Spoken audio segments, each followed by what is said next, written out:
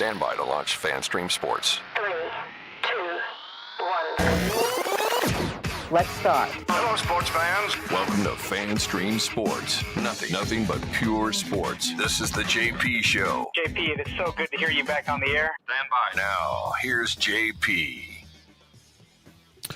All right. Oh, my Lord. Look at this festive overlay we have today. Wow. Timmy, you have been doing some work while you've been laid up on How you like that? meds. Oh, my gosh. Yeah, all the time. That looks pain med induced, actually. Yes. Lovely. Absolutely lovely. Happy Well, Thanksgiving week to everyone. The boys here at Kingmakers are smoking a turkey today. We have this incredible smoker that sits in the sports bar area over here. It's never been used. Never been used. So it's not seasoned or anything yet, huh? No, the great Mike Murphy said, well, why don't we smoke a turkey? And I'm, yeah, smoke a turkey, smoke a ham. So we may have a little Thanksgiving feast after the show. I've heard today. that those are the hardest of the poultry to inhale. Thank you very much. Yeah, well. You're getting drugged up, Tim, today. So I don't know. Wow, that's a good one. All right, kids, we got a great show for you today. Special treat. Not only do we have Scott Reynolds at 10:30 and doom and gloom as far as the Buccaneers go, although we may take a little positive route, a little positive detour since it's the holidays. Mm-hmm. And also my longtime friend, former intern Mike Nabors, who has gone on to a long and distinguished career in broadcasting, will be joining us in the 11 o'clock hour. We're going to co-host for the entire hour. So we are going to reminisce on all kinds of stuff that is Tampa Bay and state of Florida related, in terms of maybe even do some Saints stuff, since he worked with the Saints for so many years, wrote a book about Drew Brees. So we'll get into all kind of shenanigans here today. So and Orestes Estrada's going to stop by as well at the end of the 11 o'clock hour to hit the Rays side of all that stuff. So going to be a little different today, but I hope you guys enjoy it. We'll get to all the news in the first half hour. So away we go. But I must officially ask IndyCar Tim, how we doing? How are the kidney stones? Everything okay? Well, the everything one come out all right. The 15 millimeter one is out that I had removed yesterday. 15 millimeters. Yeah. So this is the third one that I've had to have removed. Is a third or fourth? Good God, I don't even know now. I think it's the third. All been over 13 millimeters, which is way too big to pass because you'll die. Then I've still got, as they confirm just about every time I do the sonogram of the kidneys, I've got about another 16 that are floating around in there, but none are larger than 8 millimeters. So I should be able to, it's painful to pass 8, but I can when it happens. So I may be good with no surgery here for the next 5 years, unless one of them decides to grow and have kidney stone babies with each other. I don't really know. Yeah, I want to stay away from that as much as possible. All right, so let's get to it. Baker is injured. No kidney stones for him. The word yesterday is he has a mild sprain to the AC joint, which means he could play this week.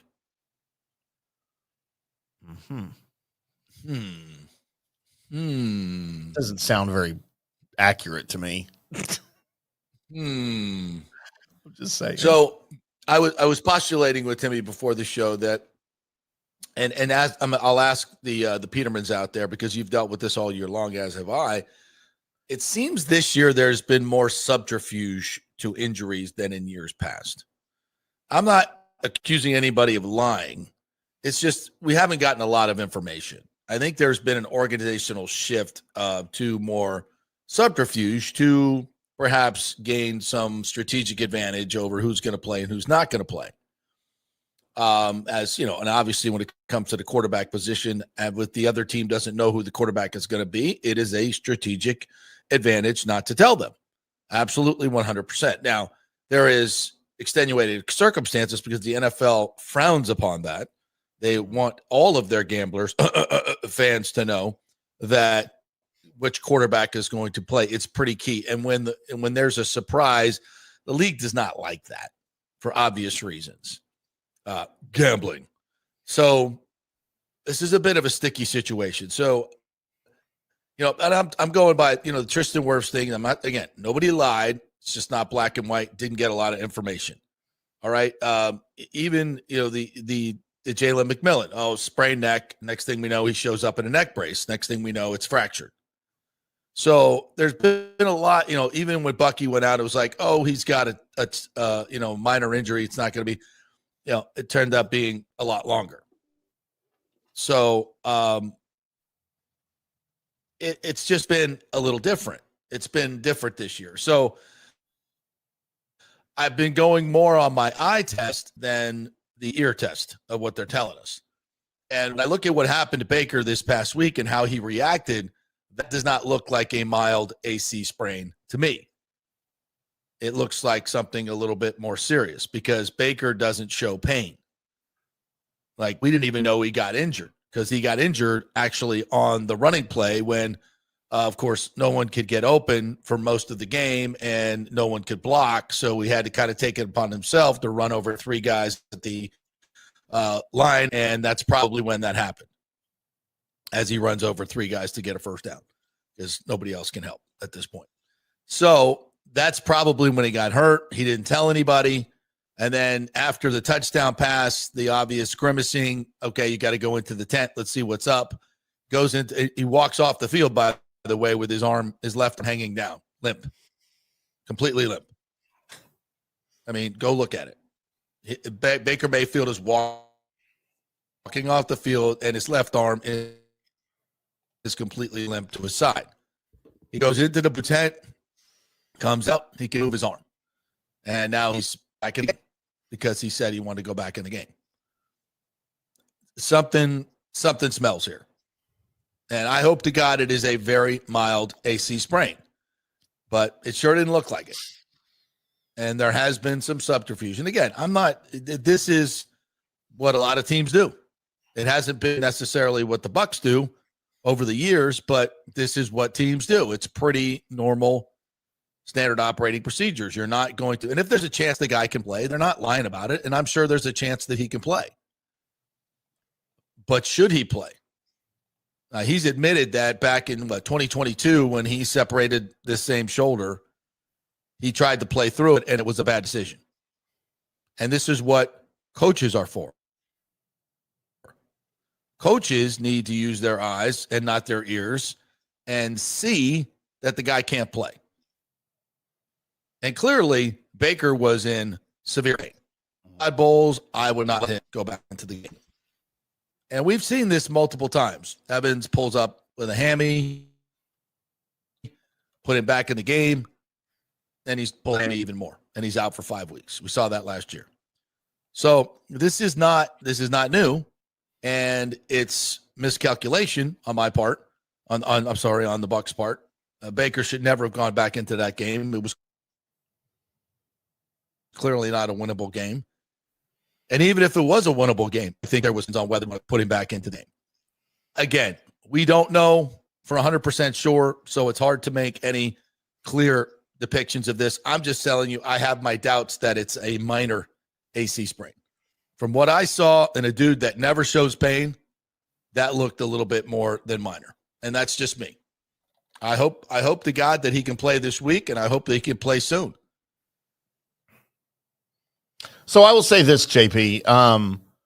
I would doubt it. I'm not a medical doctor. I just play one on the radio. For all you young ladies out there that need a doctor. However, I've had a sprained AC joint on my non-throwing shoulder right here. And I will tell you, from what I've been told and what I experienced, even the most minor of sprained AC joints, because I thought I pulled my entire arm out of my socket. Like, I thought the entire arm was dangling. Yeah. There was bone, like it was just gone. The most minor of AC joint sprains can sometimes feel like that. Like it's extremely painful. So the amount of pain that he showed on the sideline and when all that was going on, to me, isn't indicative of the seriousness of the injury, because again, it can feel like your entire arm was ripped off when you mess with the AC joint. That said,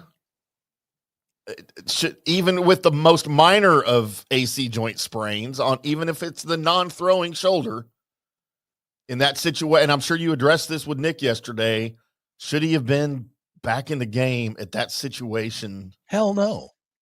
And it goes back to your thing with now, to me, this is different because you and I differ on the Chris Godwin thing against the Ravens last year. I had no problem with him still being in the game. But that's also the risk you take is what we're dealing with now with Chris Godwin.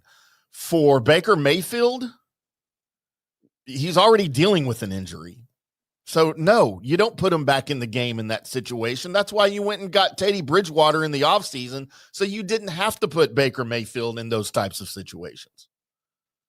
So, to me, I'm baffled as to why he even went back into the game. And again, there are different situations with Godwin. He didn't have an injury. It was just, from what you and others think, a hopeless situation. The game was out of reach. But this game was. This game was way different. And that was a situation. And you wonder, was that a Bowles decision?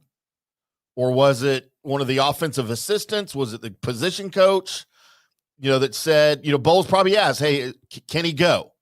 And if that's the situation, and we'll never know how this went down, but if Bowles asks somebody, can he go, other than Baker, because, Baker's going to say, yeah, I can go.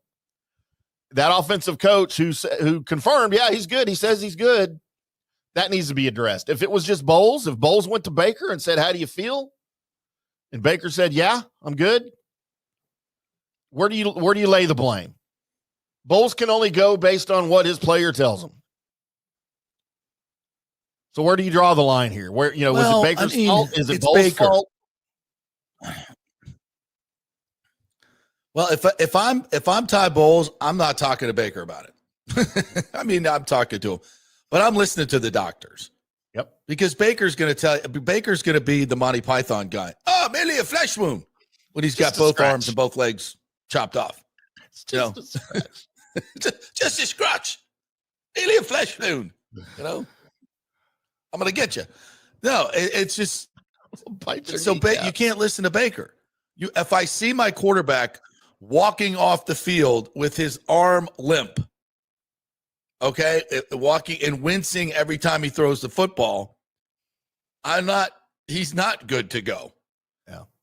And the game is not going well. And he is my critical piece to winning. He was my MVP candidate.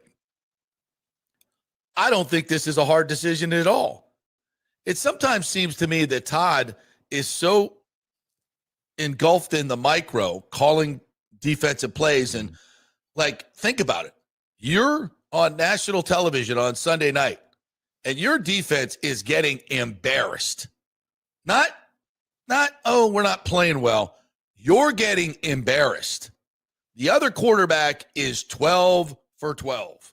Every receiver is wide freaking open. They are moving down the field as if they're running a 7-on-7 drill. There is no pressure on the quarterback. Everyone is open. You look like a fool. Your entire defense is embarrassing. So dealing with that, and now what's going on with my quarterback, it's hard. I'm not giving him a pass, but it seems he gets so engulfed in the micro, he can't see the macro, right? Your quarterback is hurt. The game is out of reach. And you're a coach. I guess you don't think any game is out of reach. But if you couldn't see that, you had no chance of stopping these guys. You're overmatched. Your quarterback is hurt. Get him the hell out of the game. Mm-hmm. And then you're putting him back in and calling a timeout so you can do a Hail Mary from your own 35. What are we doing? What are we doing? Can Teddy Bridgewater not throw a Hail Mary? 31-7. Exactly. Thank you. You call timeout. Can you not get that guy warmed up to throw the Hail Mary? Your quarterback's hurt. Is there nobody on the sideline that's helping him? Are they afraid to say things to Todd? Yo, quarterback's hurt. Let's put Teddy in. Let's just take a knee and get the hell to halftime. Yeah. It's just the macro and challenges that should have been made that weren't made. knowing that, the game's getting away from you already, you might as well, and he challenges plays that are clearly not going to work out. It's just the last few weeks have been really bad for Todd Bowles. The first part of the season, he was very aggressive. He's letting teams score touchdowns so their offense can come back and win games, and it's working. And then since the bye, it seems like he's like, yeah, I'm not doing that anymore. I'm going back to old Todd Bowles. How's that working? Listen, we knew this was going to be a tough stretch for the Bucs. No question about it. And it has been. And they haven't lost to any teams that they should have beaten. But they're also not competitive against the really good teams. That's pretty evident. And injuries obviously have taken a tremendous toll on this team. Tremendous toll on so many levels. And a lot of it is just up front. Yaya, Cansey, Vea, Reddick. That's a good front four. You had that for about a minute and a half. Mm-hmm. And then it's done. Now, Cansey and Reddick may be coming back. So, and this is kind of the way I wanted to set this up. A negativity guy, Bucs basement guy, would be saying, we don't know if these guys are coming back. This defense can't stop a nosebleed. The corners are bad. The safeties, may be good, but they can't do everything. There's no pressure on the quarterback. The inside linebackers, one is probably past his prime at least, and the other just is not an NFL starter. I mean, that's that from a defensive side. And from an offensive side, you cannot protect the quarterback in the interior. Your two guards are terrible. And your center is regressing because he doesn't have two good guards next to him. Graham Barton's going to be fine. He's going to be fine. He's going to be a good player. He can't play as a second-year guy with two guys next to him that can't block and can't pick up twists. He is a victim of the guys next to him who are not playing well. The interior of this Bucs offensive line is terrible. And Baker Mayfield had no chance from the get-go and hasn't for a few weeks, to be quite honest. You've got receivers that sometimes are getting open and Baker's not hitting them when he should. He's been late on some throws, but that's because he's completely skittish now because at the hike of the ball, he is getting pressure right up the middle, right in his face almost every single time, immediately. You can't run an offense that way. You cannot. So you've got one receiver in Ibuka who seems to win every now and then against man coverage. The other guys, it takes a little bit of time, and he doesn't have time, which allows the teams to kind of roll up for the run game. Then the run game gets tough. So it looks bleak right now. There are not a lot of answers, to be frank. Now, if you want to be positive, you can say, hey, Bucky's coming back. And Bucky should be back this week. And Baker hopefully can play this week. And hopefully Grizzard can start designing some things that will allow him to coach around the horrible interior of his offensive line, which is tough to do. If you're getting pressure in the run game and the pass game right off the rip, it's impossible to run an offense. It just is. You're going to roll out every single play, get him outside the pocket. It's tough to do, but you got to do it a lot more than you're doing it now. That's for sure. Like just dropping straight back is not the answer, clearly. So if I'm being optimistic, Grizzard's got to make some adjustments, get Baker on the move, or Teddy, or whoever's going to be, take advantage more of Bucky, the run game, the short pass game, because you can't protect. Even Tristan Wirfs is getting beat now, probably because his knee's not right. Yeah. He mentioned himself before the season, I got bone on bone. Oh, well. So do I was I. like, I hope they fixed that. I hope they fixed it. But apparently, this is not the same Tristan Wirfs we've seen before. So JP, my philosophy here is that this stretch that they're on of losing, and we're questioning play calling, we're questioning game planning, we're questioning everything right now. And we've kind of talked about Grizzard maybe not looking so good with some of the stuff that he's thrown out there. I have no doubt that his game planning, his play calling has been limited because Baker's not okay. We talk about Baker needing to roll out more. I don't think he can comfortably. Yeah. We Maybe talk true. about, when we talk about trying to, Baker's game is extending plays. That's his game. That's why he's successful. We saw it early in the year, and I've got a freaking hornet that's in my studio. Jesus. It's all going so terribly wrong. It is. What's happening right now? I feel like the Bucs. That's distracting.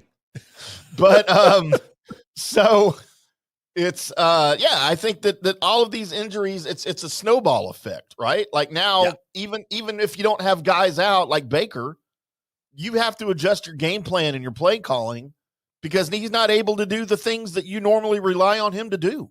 Right. That makes your team good. Here's the that key. Helps you win. And here's the key, Tim. Early in the season when you had these injuries and we're saying, man, they are really doing well that they can beat these teams with these injuries. Look at the teams they were playing. Then you move into the better teams. You can't beat the better teams with injured players because the better teams not only have better players, but they have better coaching that are going to take advantage of your injuries. So you have been exposed. Your injuries have been exposed. And that's why we're like, oh, you banked those wins. You beat Seattle. That's great because you're going to hit a lull. And they've hit the lull. Now the key is, can they come out of it? It is a very manageable schedule, and your injuries are more easily hidden against these bad teams. You can beat those bad teams with injuries. You can't beat the good ones. That's clear. So get healthy as the season goes on. Hopefully you can. You're going to have a little mini bye after the Thursday game. So get some guys back. Cansey could be coming back. Bucky's coming back. J-Max coming back. We don't know how good they'll be when they come back, but there is a runway, Mr. Positivity. There is a runway to getting there. It's not, I think it's fraught with a lot of different, broken glass and some nails in the runway, but you might be able to do it. I mean, is this a Super Bowl season now? No, it's not a Super Bowl season anymore. It's not. You hope you make the playoffs and now. You're right now. You're just hoping you get another division win. And that Panthers loss last night was big for the Bucs. Make no mistake. Yes, and they didn't look great. It's horrible. JS says Baker listed as questionable. Is Teddy ready to start if needed? He didn't look ready. I'm gonna tell you that right now. He did not look ready. I don't know what's going on there. King's Sorrowful says if Bucs are smart, they sit him for at least 1 week. And guys, by the way, I know a lot of you. These are not your normal names because YouTube has changed something or StreamYard has changed something that we're not getting your old names. So I don't know if you could put your old names on the top of your message. Maybe that will help me because I hate saying JS813 guy. Yeah, let us know who Rick, you are. I know out this of our is Rick. control. Yeah, JP is late. He's a $1 trying out as the backup quarterback. Yeah, I gave it a shot. They said no. I sent them some of my 4th grade film, and they were like, what is this? I'm going to brag a little. I was an all-pro at every sport in elementary school. Throw it over that mountain. JP at quarterback, Nick at running back, and Tim is an edge rusher. That's about what we got right now. Ooh, yeah. Honestly. That's the actual lineup that we're putting out there. I could do yes. All right, Sergio Biltres says there's good news that Baker's injury is not the serious and probably will be questionable for this week's game. Plus, we get Bucky back, and the Panthers lost, so still first place in a bad division. That's the kind of positivity we need, Sergio. That's what we're talking about. Hey, and don't forget, JP, the Panthers' offense was terrible last night. Don't forget, in the Rams game, as I put a positive bow on this, before we head into break, the Bucs defense held the Rams offense to 3 points in the second half. I'm just saying. Just saying. No, Sean McVay held the Rams offense to 3 points in the second half. He was very kind because they could have hung 60. Easy. Easy. Michael LaRue says Cohen has won 7 games with Lawrence. Canales has 6 wins with Young, and Bowles has just 6 wins with Mayfield. Did the Bucs make a mistake by keeping Bowles while letting Cohen and Canales walk out of the building? Yes. You won't convince me that Cohen walking was a mistake yet. I'm not a Cohen believer right now. Canales, maybe. I think Canales has done more with Bryce Young than Cohen has done with Trevor Lawrence. Trevor Lawrence is not good. He's not. He's not. But he's supposed to be. Yeah.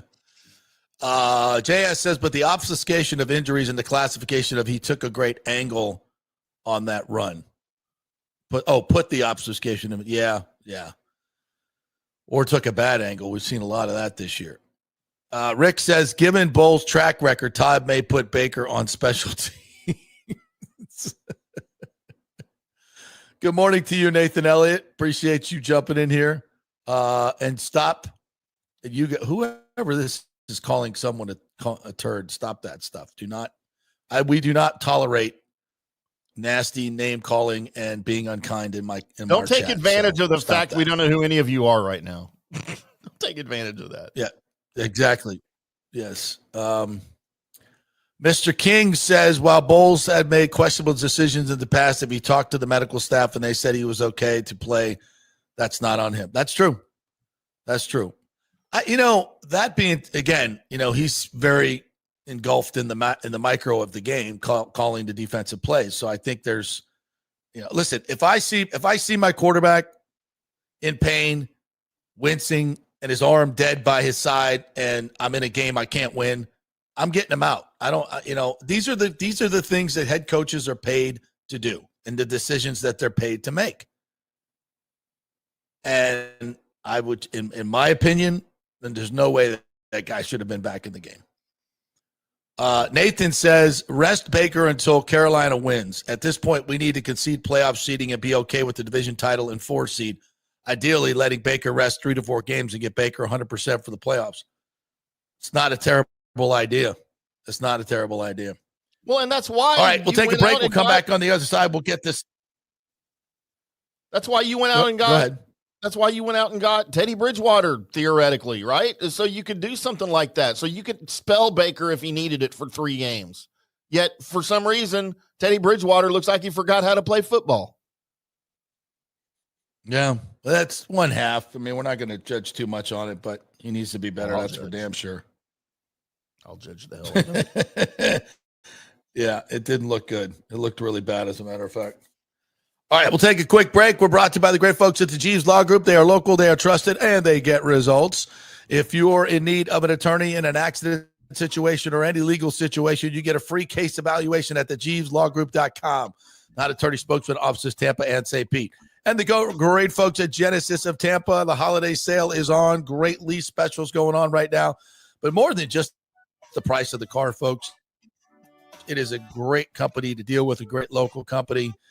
Mike Murray, one of the new limited partners for the Rays, is owner of this great company, this great local company, and they've been doing great things in the community. But that's not the reason you buy a car there. Should be one of the reasons. But the reason is they're incredible cars and SUVs.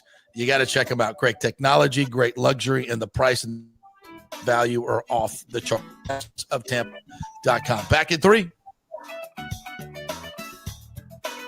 Experience the art of driving at Genesis of Tampa, where luxury meets innovation and every detail is crafted for you. From the bold G70 to the refined GV80, Genesis delivers power, elegance, and technology years ahead of its time. Book service online, and our Genesis Experience advisors will pick you up and drop off your vehicle. If available, you can enjoy a courtesy car while yours gets a complimentary interior vacuum plus a generous offer for your trade. Every new Genesis comes with the Miracle Advantage Plan, 10 years or 250,000 miles of powertrain warranty and 4 years of complimentary maintenance. Visit us at 801 East Bears Avenue or online at genesisoftampa.com. Genesis of Tampa, luxury redefined. Italiano Insurance would like to congratulate the Bucs on their 50th anniversary season. And you know what? We've been here for every season and then some, over 60 years in business.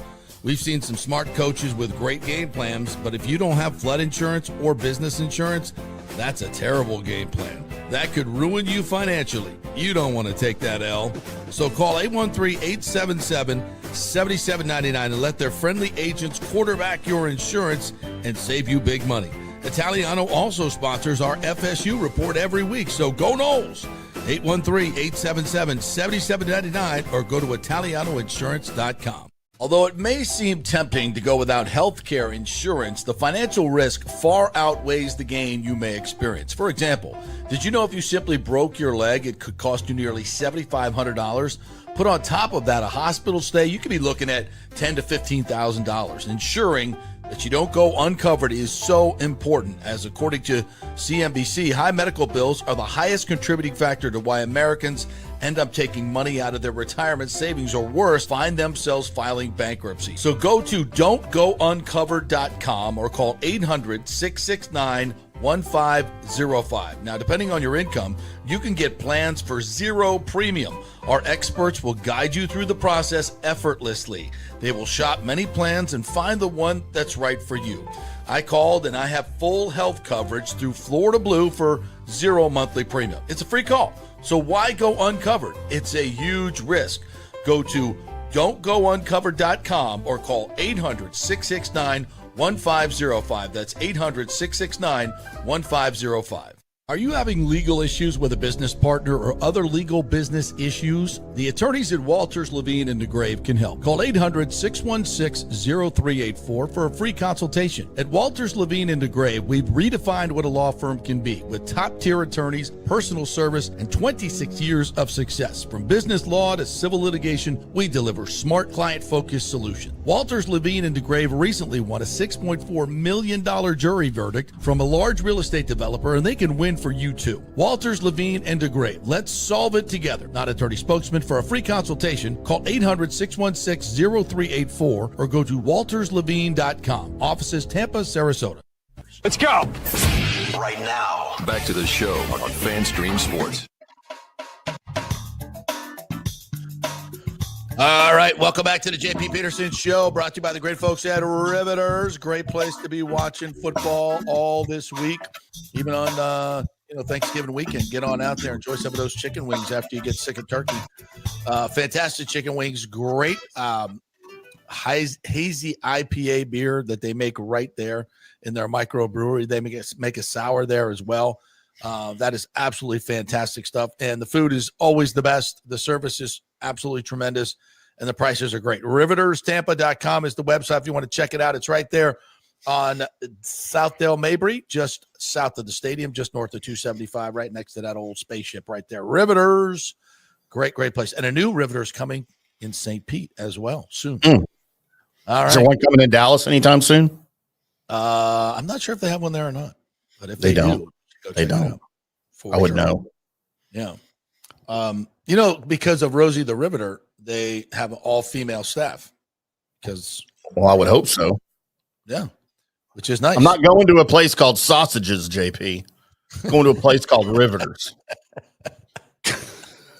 All righty then. Yeah, put the rivet in the hole. Right. That's how that works. That's what I'm talking about, eh? All right. On that note, let's bring in our good friend Scott Reynolds from the Pewter Report. What's up, my friend? How are you?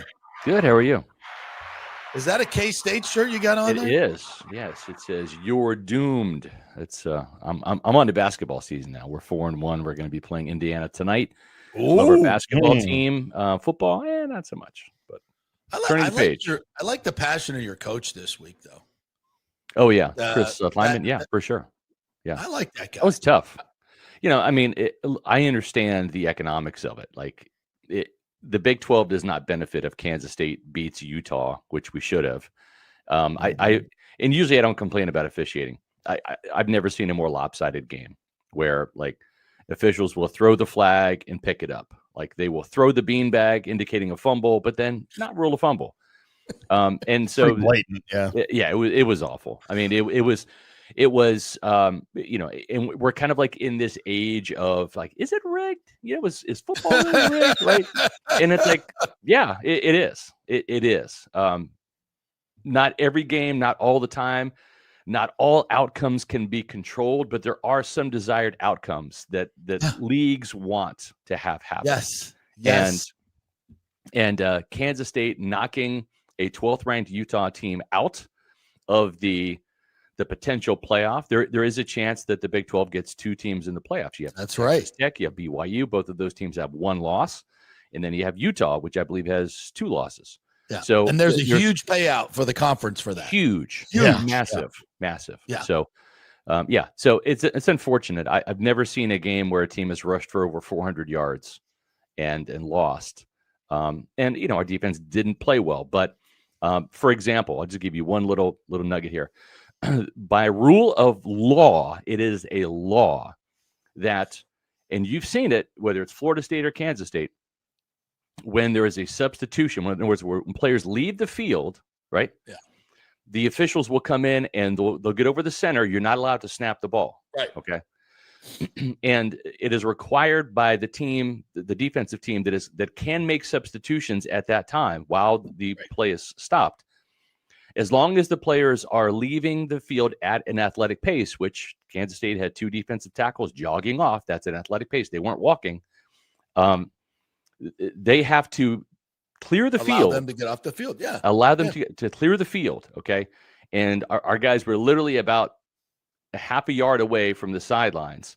Then the official backs out. Utah snaps the ball, and the result of the play was we stopped them on 4th and 2. We would have taken the ball with about 4 minutes left. We had a 10-point lead at that time. Huge play. Yeah. And they blew a whistle for 12 men in the field.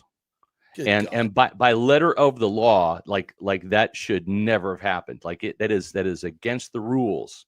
And there is, to my knowledge, and I think the people at Kansas State, my media peeps that I follow, Go Power Cat and stuff, they cannot find any ruling anywhere ever where that has been called. So, really? Yeah. Wow. Yeah. And this is the problem, because it's such a direct conflict of interest, because yes, conferences would want to have the second team in. Yes. I think it's $12 million. It might be more than that now for the playoff berth. Okay. It's massive. Yeah. And what you need to do is get to the ACC, where they actually protect the underdogs against the favored teams like Florida State and Clemson. They have forever. Yeah, which is the most stupidest thing a conference can do, but that's how dumb the ACC actually is. Work against the favorite teams, because they hate FSU so much, and Clemson. They're always treated. It's the only conference I've seen do. The SEC gets it, the Big 12 gets it. They understand you protect your higher ranked teams, not in the ACC. Yeah. So I'm sorry you're not in a shit conference like the ACC, partner, but you're actually in a conference that understands how to protect the higher ranked teams. But so think of it that way. Once you get higher ranked, then they'll cheat for you. Exactly. That's what the hope is. We want to get good enough to where they cheat for us. Yeah. But to your point, to your bigger point now, with all that's going on in gambling and all the investigations that have happened and all the arrests that have been made, we question everything now. I know. Because they leave us great reason to question. Of course. Example that you just brought up. Exactly right. It's perfect. It's like it's unprecedented. Yeah. You screwed it up. Mm-hmm. And that game is over at that point. You have a 10-point lead. That game's over. Yeah, it is. And the other thing too is like we went for a 2-point conversion in the end zone. There was a pass interference call. There was a flag that was thrown on Utah because there was pass interference. The ball ricocheted up into the air. Their safety caught the pass in the end zone and then returned it for a 2-point conversion, a defensive extra. Okay. Yeah. And because of the outcome of that play, the refs picked up the flag. And that's the thing. If we had tackled the guy where he didn't score, they probably would have just called it, right? But the fact that was a 2 points for Utah, the team that they wanted to win, they're going to let the play stand because that was the desired outcome. So, it's not the only time this has happened. Matter of fact, Utah, I think if you remember last year, their athletic director came out. I forget which game it was because I don't follow Utah, but the athletic director came out and actually lambasted the officials. I think he got fined big time, and the school did. But he basically said, we won that game. The officials stole it from us. This is the AD coming out and saying this, ripping the Big 12 officials. So, they get it. But that was during the down year when Utah was 5-7 last year, and now Utah is winning, and they're just like, sorry, Yeah. And how much of this you think, Scott, has to do with it there in the Big 12? We're positioning for playoff hopes, right? Correct. Utah has outside hopes. They're not really going to, but they kind of do. It's going to be between BYU and Texas Tech, I think, for sure, in the Big 12. Maybe I see a scenario where there's both. I think what's going to happen is you're going to have BYU and Texas Tech as in the Big 12 championship game, right?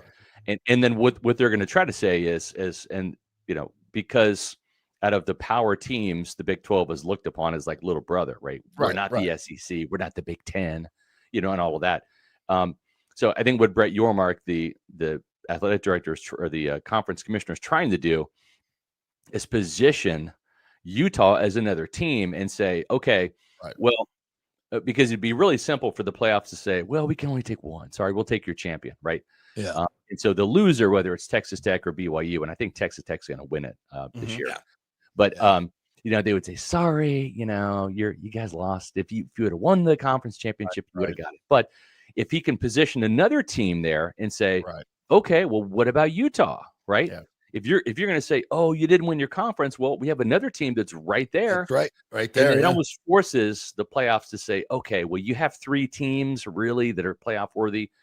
Well, I guess we have to take two now, right? We can't take three, but we can take two. And I think that's what they're trying to do. It's almost like in sales where it's like, you come in with the high bid, you come in with the bid that is reasonable, and then you come in with the low bid, right? And then you kind of like psychology applies, and you're like, okay, well, I'm the buyer, and I want to take the low bid because it's the cheapest cost, but and then I try to come in and say, well, yeah, but A has got this, That's right. And then like, all right, we'll settle on B. And as the seller, I'd be like, okay, B is actually what I wanted. So what I wanted to be. And I think it comes down to this as far as that goes and who gets into the college football playoff. If Texas Tech beats BYU in the Big 12 title game, it's Texas Tech. BYU is out. If BYU beats Texas Tech in that unlikely scenario, in my mind, I think they both get in. I don't think that Texas Tech is out with a loss. Because I hope they're not. number 5 right now. I hope not. I'm just saying. I saw I saw an undefeated Kansas State team in 1998 with Michael Bishop and Martin Gramatica. Oh yeah. I saw an undefeated Kansas State team go from losing in overtime to Texas A&M in the Big 12 championship game to going all the way down to the Alamo Bowl. Yeah. Yeah. Okay. So there's a history of this different conference era though now. I get it. Well, I know, but this conference has consistently gotten screwed. I agree. Wait, since Texas Tech will get in as an at-large anyway, wait till you see how they screw them out of the BYU game.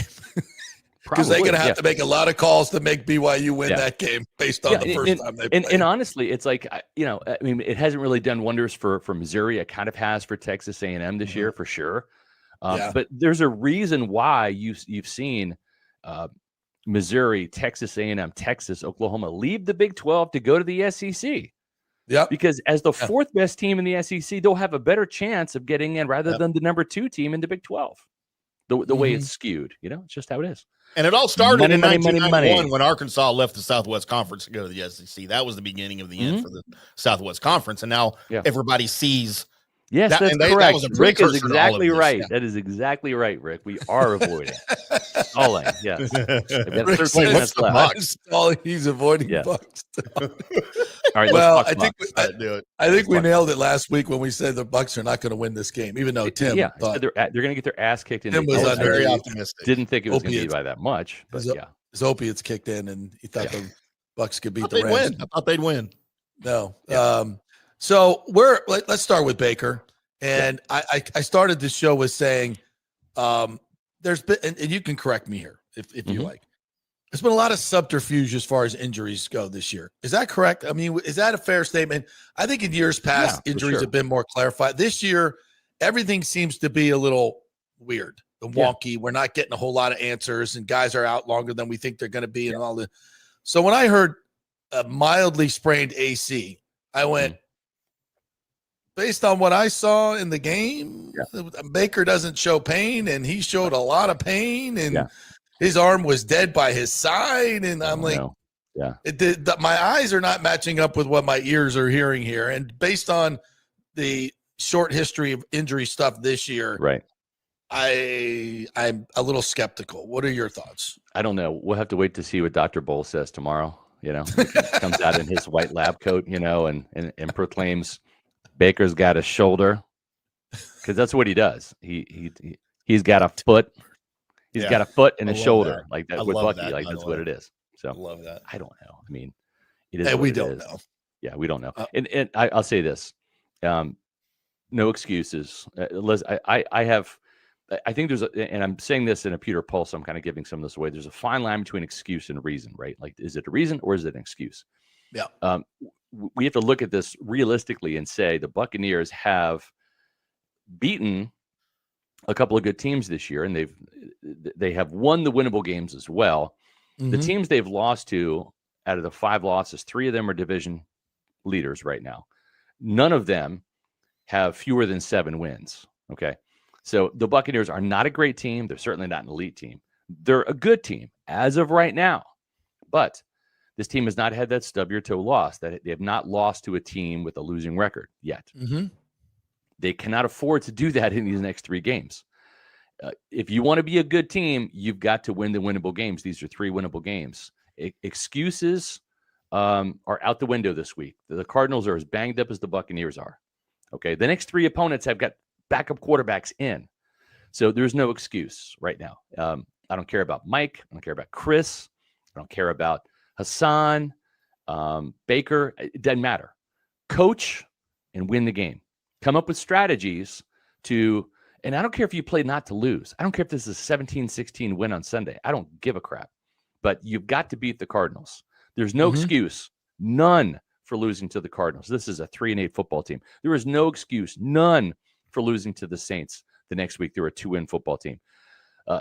The Falcons, let's see how these 2 games go, because Kirk Cousins is Todd Bowles' kryptonite. Okay, we're gonna focus on the task at hand here, which is Arizona. We'll leave the the Falcons for another day. But this is it. You have enough playmakers. You have enough. If you are a good coach, Josh Grizzard, if you are a good coach, Todd Bowles, you will find a way to get this win. And I don't care how it looks. I really don't. 10-7, 38-31. I don't care. But like there's no excuses, no explanations. If the Buccaneers lose to the Cardinals, they're no longer a good team. You can't say that anymore. This is it goes from good to bad. Yeah. Because you're at 6-6 now. Technically, you could say they're average. Okay, fine. You lose to the Saints the next week, then you're bad. But that's where we are. We're at the week of no excuses, no explanations. That was a sign that Tony Dungy, remember this, JP? Tony Dungy had that in the Bucs locker room. A small little sign. No excuses, no explanations. Right there for all the players to see. And I loved it. I thought that was great.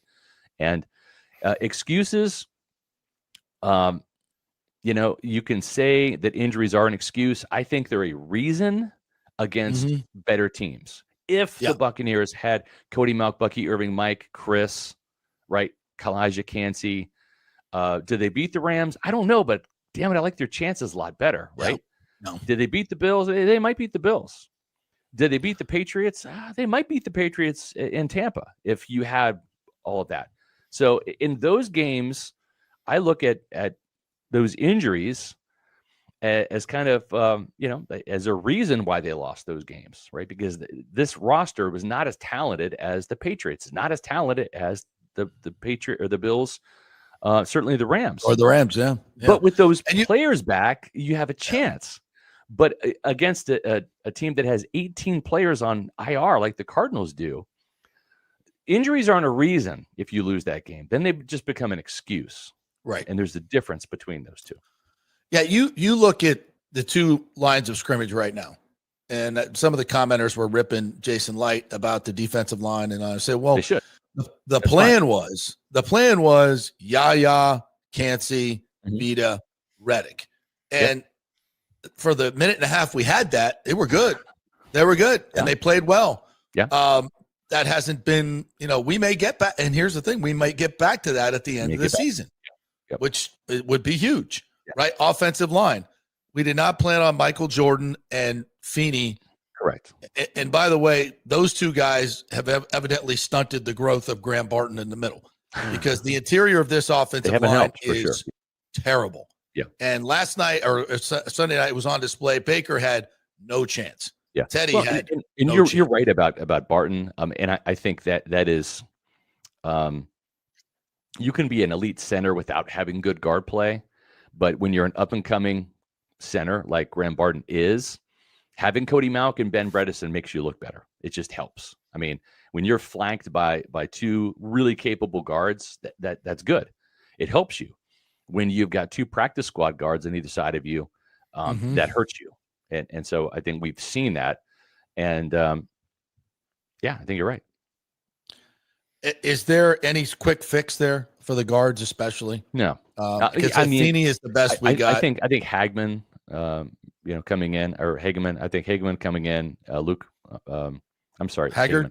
Luke Haggard. Yes, Haggard. Luke Haggard. I think Luke Haggard coming back would be better than Feeney. If Feeney's bad. Oof. He's really bad. I don't know. I kind of take turns. Everybody looks bad right now. Every other play, I pick one. I'm like, oh, you're the worst one. No, it's you. Actually, it's you. No, it's you. No, I don't know. I think getting Ben Bredesen back, I would go with Ben Bredesen when he's healthy. Would be huge. That would be huge at left guard, and then you put in Luke Haggard at right guard. Yeah, I think that would be or Luke a huge upgrade. Yeah, I think Elijah Klein evidently is not good enough to play. No, he's not. I don't know. I don't know what happened to him. He's a 6th-round pick. He's a 6th-round pick. I know. But there was some.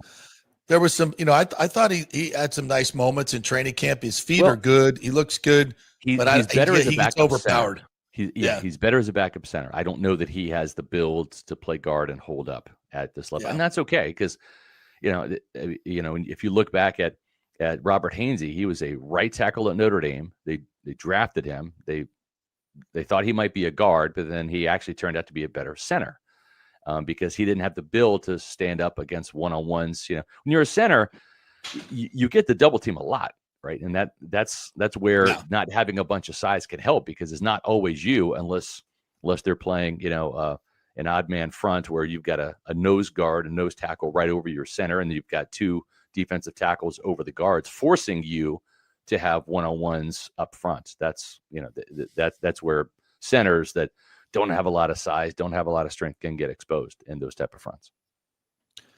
Not good situation, but hopefully they can get some guys back there as well.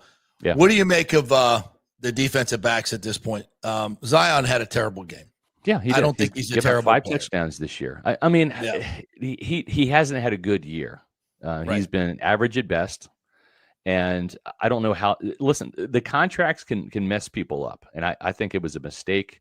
I raised my eyebrows when they gave him the contract when they did, and thank God they didn't give a contract extension to Cade Otton because they were talking about that too. I mean, I'm sorry, he's not worth $12 million a year or $10 million a year, or whatever. Yeah. Wear some gloves, man. Like they help. Yeah. I mean, seriously, and I understand like he's a throwback player, or whatever, dude. It's like when 95% of the league that catches the ball, in other words, running backs, wide receivers, tight ends, safeties, cornerbacks, right? When 95% of the league is wearing gloves, like, shouldn't you? I mean, it helps you. Yes. If you've ever seen the gloves, they're as tacky as can be. There's no need for stick 'em anymore, like back in the Lester Hayes days. We started watching football. Because the gloves are sticky as it is. You know what I'm saying? And it's when the ball's getting ripped out of your hands. Exactly. Buy a guy with gloves who he sticks on there, it just rips it right out. And he's a little old DB. That's embarrassing. If I'm Cade Otton, honestly, I'm embarrassed at that. I'm a grown man, 255 pounds, and I'm letting some little DB rip the ball out of my hands. And here's the thing. It's like, if you have gloves, it helps you catch the ball so you don't bobble. And then once you have it, it helps your grip on the ball. Hold on to it. Yeah. So remember, this is the second time this has happened. He had an interception. And poor Baker Mayfield, he's thrown 2 interceptions that are totally on Cade Otton. Remember 100%. The Lions play where he tried to catch the ball. It wasn't a great pass, but he's trying to catch the ball, and he had his hands on it, and so did the Lions DB. The Lions DB ripped it out of his hands. So, can't have that, man. I think after that first Otton drop, I posted on social media, don't even let him get back on the plane. Just cut him now. I've got it out for Cade Otton, dude. I'm not a Cade Otton fan. I'm not either. Where's Payne Durham? They don't even have a catch this year. Part of the problem. If they can't beat this guy out, then that might say something. I don't know. But the other thing, or is it Grizzard? I mean, I don't know. I don't know. Grizzard didn't want to use Sean Tucker when Bucky got hurt for whatever reason. The other tight ends are just not even in the mix whatsoever. They were very much in the mix last year. Bucs are the only team that does not have a touchdown pass to a tight end in the league. Yeah. So take that for what it's worth. At the same time, Tez Johnson has 5. I mean, he's pretty good. But I will say this, back to your point about Zion. It's in his head. And I remember talking to Ryan Jensen. Remember when Ryan Jensen first got to Tampa, we all think of Ryan Jensen for what? Winning a Super Bowl, the knee injury and all that stuff. Big bad man, yeah. Yeah, Big Red. His first year was awful in Tampa Bay. It really was. And I remember him opening up to me after about halfway through his second season. So I think he came in 2018. This was 2019. And he said, yeah, man, I came in. I got fat cat. I was overweight. I was about 15, 20 pounds overweight. Contract got him. I got comfortable. I got my big contract, right? And I relaxed. And then I was really embarrassed about how I played. And I don't know if that's happening to Zion or not, but this is a guy that at least had a couple interceptions last year. I think he forced a fumble or 2 last year. He's made 0 plays this year. He's gotten picked on. He's become docile in coverage. It's not at all what you wanted. And I think, too, it's like if you're going to make Antoine Winfield Jr., who had already been to the Pro Bowl in 2021, right, had helped this team win a Super Bowl, but you made Antoine Winfield Jr. play his contract year, right? And he balled out all pro season, right? I mean, 6 forced fumbles, 6 interceptions, all the sacks, whatever he had. 6 sacks, I think, 4 interceptions. If you're going to make him, Mike Evans, those guys play for their contract years, I understand why they did it. At $16 million, he's the 22nd highest paid cornerback. They thought, well, Zion's a really good corner, probably going to have a really good year. We can get him now for a steal. Cheaper. He didn't want what happened to Antoine happened to Zion. Exactly. But it backfired. Price goes up. Yeah. Because the thing is, I honestly, I would rather have paid Zion $20 million next year and then know exactly what I'm getting if he had like 4 interceptions and 13 pass breakups and stuff. I would have rather have gone that route because now you've got him for 2 more years at $16 million. And it's like, who do you have? He ain't worth it. He wants that money going to Dean. Yeah. Brutal. All right. What's coming up the rest of the week for Pewter Report and their Thanksgiving offerings? What are we doing this week? Our Pewter Report podcast tomorrow. We're not going to have a podcast on Thursday or Friday, but we will have one tomorrow. It's our Bucs Cardinals preview. Make sure you check that out on Pewter Report TV. We'll still have some Pewter Pulse videos and some great stories on pewterreport.com all week. So make sure you check that out. Also, make sure you follow us on Facebook, X, and Instagram at Pewter Report. And happy Thanksgiving, Scotty, everybody. Great stuff, my friend. Appreciate you. Thank you, guys. Thanks, Appreciate buddy. it. We'll see you, Scott. Happy Thanksgiving, brother. Happy Thanksgiving Bucs to you finally guys. get home. All right. Mike Nabors is in the house. We will take a break. We'll come back on the other side, and he and I will I have no idea where this is going, but it's going to be fun. I guarantee you that. Absolutely going to be fun. So we'll take a quick break. We're brought to you by the great folks at Italiano Insurance. Hey, folks, at the end of the year, it's always good to do that insurance checkup. All you got to do is call them, tell them what you're doing with your insurance, what you're paying, and they will shop all the different companies that they represent, great companies, and see if they can find you a lower rate or better insurance. Sometimes you're not fully covered. 40% of folks are not fully covered on their home. So that's another thing they can fix for you. And make sure you're getting all your discounts on your homeowner's insurance as well. They know the game. You don't. Let them do all the work. You save all the money. It's pretty simple. 813-877-7799, ItalianoInsurance.com. Back in 3 with Mike Nabors. Stay with us. It's the holiday season, so come visit the wonderland of jewelry at the Gold and Diamond Source with over 25 times the inventory and selection of the average jewelry store. Guys, get your shopping done early, and if you have no idea of the trends and styles that your lady wants, that's cool. The incredible staff led by Julie and Steve Weintraub and family will offer up some great ideas with no pressure.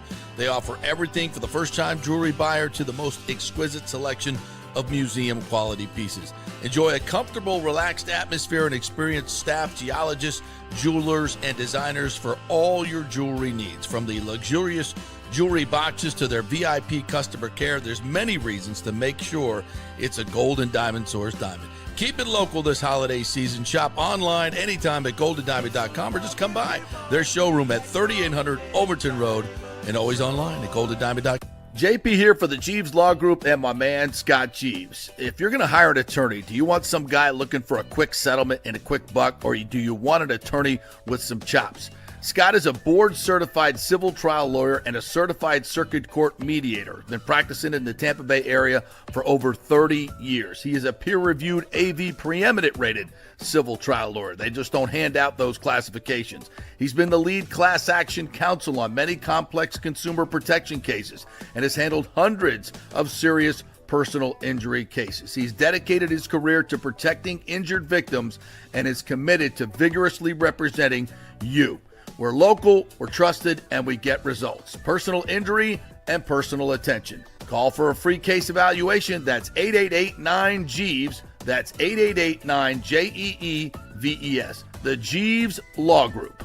Welcome to Kingmakers, home of the J.P. Peterson Show studio and Tampa's premier business networking and social club for members only. By day, it's an exclusive, vibrant co-working space with a stylish conference room, focus rooms, a full production studio, and an in-house marketing team. And by night, Kingmakers transforms into a sports-centric social hub with a full sports bar, golf simulator, and exclusive events. For young entrepreneurs and seasoned professionals, it's the perfect place to work hard, play hard, and make big moves in Midtown Tampa. Close the deal, celebrate the win. Only at Kingmakers. Become a member today at kingmakerstampa.com. Your business, your club. Are you looking for an honest AC and plumbing company? I mean, that's like trying to find a humble Saints fan, right? Well, try my friends at Third Generation AC and Plumbing Services. Been in business since 1995 here locally. And listen to what one of their customers said. Quote, the gentleman providing the service was exceptional, on time, knowledgeable, professional, and experienced. He was efficient, cleaned up behind himself, and did the work expeditiously. He not only repaired a sink, he repaired our toilet that was constantly running. We have used this company several times. They are awesome. Says it all, folks. Testimonials really say it all. Call 813-961-8024 for honest, fast service. 813-961-8024 or thirdgenerationplumbing.com. We also do AC.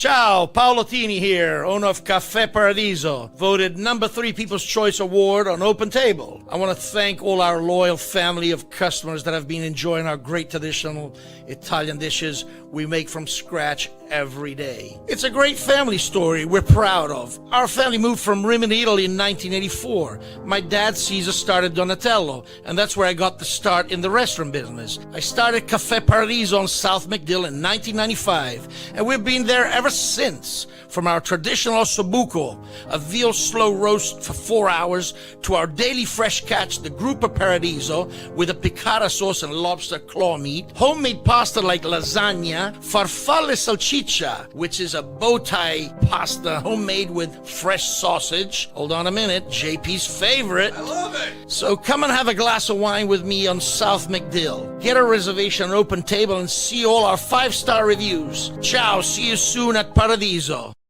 Let's go. Right now, back to the show on FanStream Sports. All right, welcome back to the JP Peterson Show here as we roll on what is it, Tuesday? It's Thanksgiving Tuesday, and I am thankful for so many things, including all of these advertisers that you see all over the screen here. The great folks at Riveters, the Genesis of Tampa, KingmakersTampa.com, Don'tGoUncovered.com, the Jeeves Law Group, the Golden Diamond Source, On-Site Construction, Third Generation Plumbing, Cafe Paradiso. We thank all of you, Bay Area Modern Medical Center as well, all of you for making this possible and allowing me to chat with you about Tampa Bay sports. And I still think we're the only 2-hour live stream / podcast that covers all the different sports in Tampa Bay, which is pretty cool. So I hope I believe that's accurate. Yeah. And the numbers are good. The numbers are good.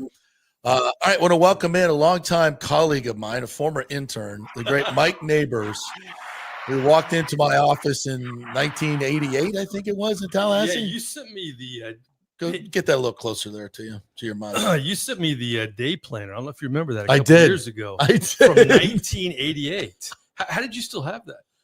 I was moving for the 17th time, and I pulled out this book, and I'm like, holy, this is my old day planner. Yeah. And boy, all the phone numbers that were in there were kind of interesting too. Brought back a lot of memories, and Yeah, it said right there, December. I think it was like a December day. It said Mike Nabors, possible intern or something. Right. Well, your predecessor, Fabrizio, Mike Fabrizio. Yeah, Mike Fabrizio. Yeah. I saw him in a gym in Tallahassee. My folks had moved to Tallahassee after high school, and local sportscasters were different back then. Yeah, we were gods. You were. You were. I mean, that's how we consumed everything, right? Yeah. We would, and We I had 4 freaking channels. absolutely. Well, that was before Fox too, Right. Yeah. but when I knew I wanted to do it forever. And when I saw him in the gym, I just walked up to him and I said, "Do you need any help?" And he said, to my surprise, "Here's my number. Call me tomorrow." We had a great summer. And then he left. And then I thought, well, I'm going to have to start over again. And then you reached out to me because you replaced him. Yeah. Yeah. Which shows you, I talk to my students all the time. There's no one way to get a job, an internship, anything. Yeah. But you got to ask. Yeah. So I guess just to show, set this up, Mike Nabors, long time, started as an intern for me, and then it's gone on to incredible things. And now you're teaching the next generation of sportscasters at Florida Southern, right? I'm in sport management. I'm teaching sports media. I'm teaching sports marketing. I'm teaching management. Actually, they had me in a introductory to the business school class too. Yeah. So Wow. we could talk about this, but the things that we've done over the last 30 plus years translate to so many things. I mean, if you would have told me 5 years ago, this is what you're going to be doing, I would have said you're crazy. But, and I'm not one of those that, I'm so glad to be away from TV. I loved everything, even the bad times. It made you appreciate the good times. Yeah. Yeah, for sure. Absolutely. But I treasure all those memories, but I also really like what I'm doing now. And I never thought I would. And I think that's a message to a lot of people. You think this is what I'm going to do the rest of my life. Well, you can still do it, but you can do other things too. Yeah. You'll learn. And that's your book. Don't Quit, Pivot. You can't really see that. There you go. And we're going to talk about this in a little bit, but yeah. So Mike has been a local anchor at 38 here locally in Tampa. Yeah. Give me the whole resume. You've done so much. I forget. I've had a crazy run in Tampa. I mean, I did local news in Tallahassee, Tuscaloosa first in Tallahassee, went to Jacksonville. I think my big break was Fox Sports Net. They started the regional network, and we were, I was a regional reporter, and there were 3 in the state. Actually, Sage Steele was here in Tampa. Yeah. And Joe Zagacki, the voice of the Hurricanes, was in Miami. I was the North Florida reporter. Yeah. Sage left. I replaced her. And then, unfortunately, we had 9/11, and it just changed the business in a lot of ways. Yeah. We were all laid off, but then I got the Lightning job. I was the TV host. I'm the guy after Aaron Andrews, before Paul. Oh, that's Kennedy. right. Yeah, that's right. Yeah. And after that, I worked locally. And then I just out of nowhere, I felt like every time I'm done with the business, because I was never fired, but we go through layoffs. Yes, we do. And there's different reasons why. And a lot of times it's not us, it's just the business. Oh, it is. Every time it's happened to me, it's never me. No, but the ratings are always great. But it's nothing that we didn't get fired. No, because the business changes so dramatically. Absolutely. But I was actually interviewing locally for a marketing job because I work for WB38, and I could tell you stories about that place, but God bless them. They promised a lot and just didn't deliver. And I hate talking about that. But after they laid all of us off, I thought, you know what? I have 2 really young children. I'm getting out of this. I got to get a real job. Yeah. I interviewed for a marketing job in town, and it was like one of those deals where it's like 80 interviews, you finally get it. And the day that I accepted it, I had a former boss from Miami who hired me at Fox Sports Net. They said, we want to bring you in and be the TV host for the New Orleans Saints. You can do the preseason. We'll have you travel around during the regular season, all these things. And I didn't want to take it because I just didn't trust the business. But I talked to my bosses. They said, you can do that in this. So that morphed into me being the TV host for the Saints for almost 20 years. Yeah. And I would go back and forth, and I had a great relationship with Drew Brees. I wrote a book with him. That was my first book, and crazy story how that came together too. But I felt like every time that I was going to leave the business, I had an opportunity. Like when you thought you're out, absolutely. It brings you back in. Absolutely. But I love the business. I still love the business. It's a great business. And that's why I want to teach and tell kids that, you know what, it's not the same business when we entered it, but it's different. And there's so many more opportunities. Frankly, they're just different opportunities than when we entered, you know? Yeah. You said that we've had a chance to do so many things. And sometimes when I reflect, it freaks me out. Yeah. Like I was on halftime with Bob Costas. Yeah. When Chris Sims' spleen almost came out of his body. Yeah. And I did it at a halftime hit in front of the hospital with Bob freaking Costas, like 25 million people. Right. And the worst possible thing happened to me, as you know, doing a live shot. Mix minus in my ear. I didn't know that. Yeah. Yeah. He's throwing it to me. And I told the whoever the producer at the freaking network, you think, I mean, we were doing, doing local stuff. You always have, people filling in, they're inexperienced. Right. They don't hit the button. And what happens in a live shot is you start talking and you hear your delay 2 seconds later. Right. And it's impossible to talk, almost impossible to do that.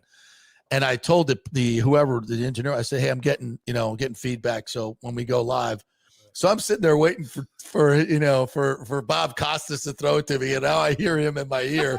And let's go to JP Peterson, and I'm like, Lord, please don't have the mix minus in my ear.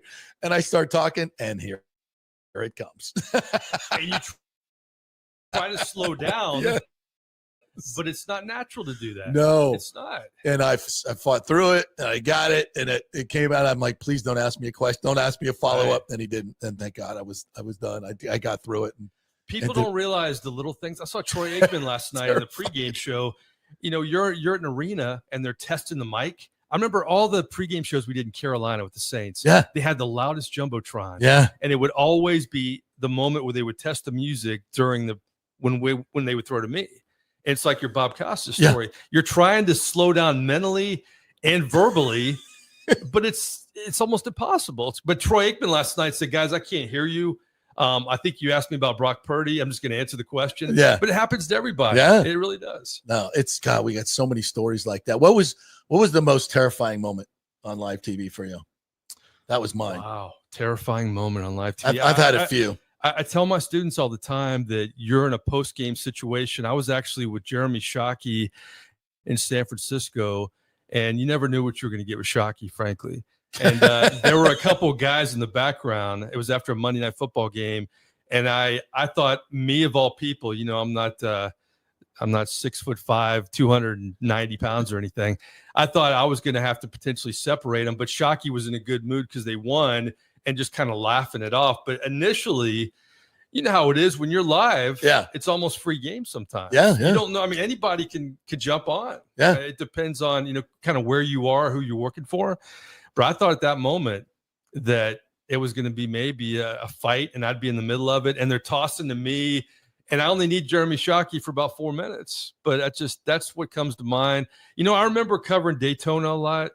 And when Earnhardt passed away. Yeah. It was emotional because it was. Yeah, I was there that day as well. Were you really? Yeah, yeah. And Chris Myers, a mutual friend of ours. Absolutely. Yeah. I could say this now, but there was a big wreck that day.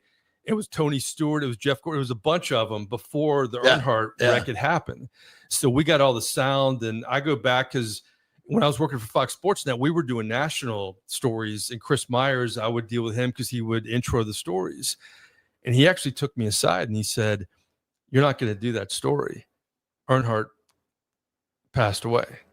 And I just remember it wasn't obviously like Shockey or like the Bob Costas story, but just the gravity of the story and the emotion of it. And you thought, you know what? You have to all of a sudden change your mindset, but you're a human being too. And this is pretty powerful.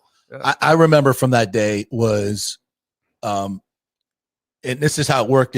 When somebody got hurt, they would go to the infield care center, right? And ambulances would come out, and then all the media would go. We'd typically be in the pit area, and then we'd walk back to the trailer, all of us, and we'd be waiting outside, waiting for the driver to come out, right, or somebody to come out and give us, the news on what's happening.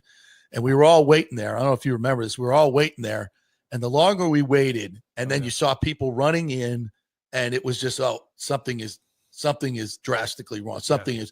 And I also remember looking at the replay going, it's nothing. Exactly. It looked like nothing. Exactly. Because he kind of got clipped on that back turn. And he just kind of turned in. It looked like he just kind of turned into the wall when actually he came out and then slammed straight into the wall. And he didn't wear a Hans device, so his neck, basically his head probably came off or whatever. But I remember people coming out, and it was just people were crying. It was and we're like, oh, this is, but they wouldn't say anything. Right. Remember, they would, no, he's going to be fine. They lied. There's going to be fine. They didn't want to announce it. And we all knew something terrible had happened, but we couldn't talk about it. And we're all doing our live shots after the game, after the race. And yes, he's been taken to Halifax Medical Center, blah, blah, blah, blah, blah. We all knew he was dead, but we couldn't say it. Yeah, the first indication I think we had from, because I was watching it on TV, and I think the first indication on TV we had that something was horribly wrong was Ken Schrader waving at the medical staff to hurry up. And then you saw a little bit later, you saw Dale Jr. running from the infield to running to somewhere. And you had an idea, at least on TV, that this was worse than it looked. Was it Mike Helton who was the head of NASCAR? Yeah, I think you're right. Yeah, we were in that press conference. I don't know if you remember that press conference where there were a lot of photographers there. A lot of people were going live, but I was in there with trying to remember the ESPN reporter there. We're both holding probably combined 30 microphones. Yeah. And it was you knew what was going on, but again, you couldn't say anything. You had to be sensitive. It was just, obviously just tragic in so many ways. Yeah. Some of the history that we've seen, just even working in Tampa, being able to work a Super Bowl in San Diego, the Bucs win. And I think it was on the air till about 2:30 in the morning live, really? Just taking guest after guest after guest. People were coming out. Brad Johnson, Allstott, and everybody I'm interviewing family members on just so awesome. It was just, that's what the beauty of TV. Yeah, that was it. That was the moment for me. I'll tell you the best that was my moment favorite. I had. And I was working for the Lightning then. It was weird watching. I think we're in Philadelphia or something when the Bucs won. But when the Saints won the NFC Championship game and they're going to their first Super Bowl ever, Sean Payton had this tent outside the locker room. And you never knew who was in the tent. I have just unbelievable stories from the tent. The tent was crazy because there'd be family members. And then I remember after the no call, remember the Rams game, Vince Vaughn comes out of the tent, of all people. And he just looks at me and he said, boy, that must have been a fun post game, huh? Yeah. But after they won the NFC Championship game, this is crazy. Because I really can appreciate your Bucs experience. Because I had so many with the Saints run. And now that I'm removed from it, I really appreciate it more because you see how bad the Saints are. Yeah. Or how they're rebuilding. But who comes out of the tent? Because the cooling off period, you got to kill some time before you get players. Jimmy Buffett walks out of the tent. and he's walking up, and this was like a weird dream you have or something. He's holding a margarita. And he walks up to me, and I got to kill time. And I said, have I ever told you this? No. He walks up to me, and I said, Jimmy, Mike Nabors, in the local and New Orleans regional network here, can you join us? And he said, F yeah. and he comes up. Live on TV? No, this is before I'm setting it up.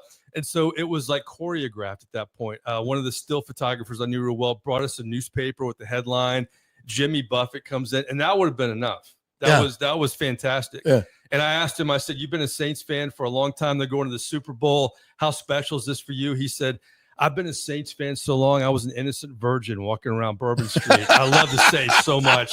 And that would have been enough, right? But then Sean Payton, who is tough with the media, he's tough. Yeah. He comes out of nowhere with the NFC Championship trophy, joins us, kisses Buffett, and the three of us just are live TV for about 3-4 minutes. How about that? It was fantastic. Yeah. Any other name dropping stories you got? Well, Kenny Chesney, I'll say this out of the tent. The tent had so many stories. The tent had a lot of stories. You never knew who That's was the next book, The Tent? Yeah, maybe. And I just we're friends here. We'll just share stories here. This is what's great is you and I don't need prep. No. We'll just roll it out here. Kenny Chesney, after a Monday night game, and they beat the Patriots, and it was just a crazy game. And I said, can I get you real quick? And he just said, I've had too many. I can't come on with you. He said, and he came back to me later. He said, if these guys make it all the way, I'll join you. So the same day we got Buffett, I see Chesney in the tent, and he remembered. And he looked at me. He's like, I got to do this, don't I? I said, absolutely. You do. So what was great is Chesney joins me, and the guys throw to me. And I said, finally, guys, somebody my height, Kenny Chesney. I think I had him in for a Lightning interview, and we have a little box that I stand on in the room, and I'm like, "Okay, you get the box." He looked at me you don't like, need a box, dude. I'm the guy that needs the box. No, because of the camera angle. Oh, I got you. I need a box or whatever. I got you. And I was like, he looked at me like, "You dick." Yeah. I thought he was like really like angry. Oh, really? Yeah, and then he just started laughing. They just started. God, we could go on and on stories. You guys, you got questions? Hit us up, and we'll try to answer the questions. This JS says, "What happens in the tent stays in the tent." Like, yeah, maybe that's not on this show. Yeah, what happens in the tent is now coming out of the tent. That's the title of the book. Maybe if you do that. Exactly. Yeah. So one of the things I want to talk about is the changing of the business. Like, see if I can grab one of these. Yeah, you gotta grab it. Yeah. Start. How far back we go in the 80s? Yeah, you know what? I was telling my class yesterday that they have it easy in terms of saving money on shipping. We would have to ship tapes to people, VHS tapes, or you got the big dog right there. You got the 3/4 inch tapes. Oh yeah, this is good stuff here. This is not the film that Gail Sirens would show me that she used to handle, but this is. Oh my goodness, this is an old. So this is called a 3/4 inch tape because it's, as you can see, it's 3/4 inch right there. It's and this is what we used to put into a big deck that was about. I said deck. About that one, about 30 pounds. Back in the day, it was weighed more than you did. Oh my gosh. This says third quarter Bandits versus Boston Breakers. Wow. Yeah, that's what that is. These are old tapes from Channel 44 that TJ gave me the other day. Where I used to work. So that's a 3/4 inch tape. This is a beta tape? This is another huge tape. If anybody out there knows how to dub down a 3/4 inch tape, they got to help us. Yeah, I think John Wilson has Paul and John Wilson have a whole entourage. This is this is a 1/2 inch beta tape. Right? The Betacam, Betacam SP. This is the Bucs 1988. So this is how far we go back, and we used to take our 3/4 inch big old decks. That's right, decks. I said, and then the camera itself weighed another 35 pounds. Down to the Moore Athletic Center to interview Charlie Ward and Warwick Dunn and Coach Bowden. It was a different time, and everything has changed. Everything has changed from since we started in the business, and it's kind of a blessing. We've gone from, I was just on the outside of film, but with the first electronic media, that to now we go out and we use these to do packages on the iPhone. I think it's an opportunity for a lot of young people in college. If you're listening to this, the business has changed, and we know a lot of people who don't like the business anymore because of that, because it's just not newspapers. It's not local news. It's not, sports talk radio is different now. It's way different. It's all different across the board. But if you're in college now, you can start a podcast. If you find a unique market where people can, you've created something here that's unbelievable. This is an example of it, but I look back at the business and we know people, I'm not bitter about it. I think it's great. I enjoyed every minute of it, but I like to teach because I want to let them know there are ways to make a difference right now. Yeah. It's just not 3/4 inch tapes. And I told him yesterday, you're going to save a lot of money on FedEx. All you got to do is do a link and email somebody. Yeah, we used to have to send these 3/4 inch tapes out to. We would go on to the trades, Variety, and some of these other printed trades that you get every week, and all the job across the nation listed. Send your 3/4 inch tape via postal service or FedEx, and they would get it, and then they would call you on your landline. If you were home. That's all we knew. Yeah, but it worked. Somehow it worked. I don't know how, but somehow it worked. Media Line was a big one. Media Line was another one. Yeah. That we would get our So how do you tell the kids now what is available? Because we had to get through the gatekeepers. There were gatekeepers to every job. It was so hard to get. We had to convince them to put us on the air. Now they have the access. You can put your stuff out to the world on YouTube. Right. But you have to garner an audience, which is the hard part to cut through the gazillion pieces of content that are out there and get people's attention. How do you do that? Yeah, I think there's a lot of different ways. I had a buddy of mine, we were talking before I we went on the air here, Matt Moscona, he works in Baton Rouge.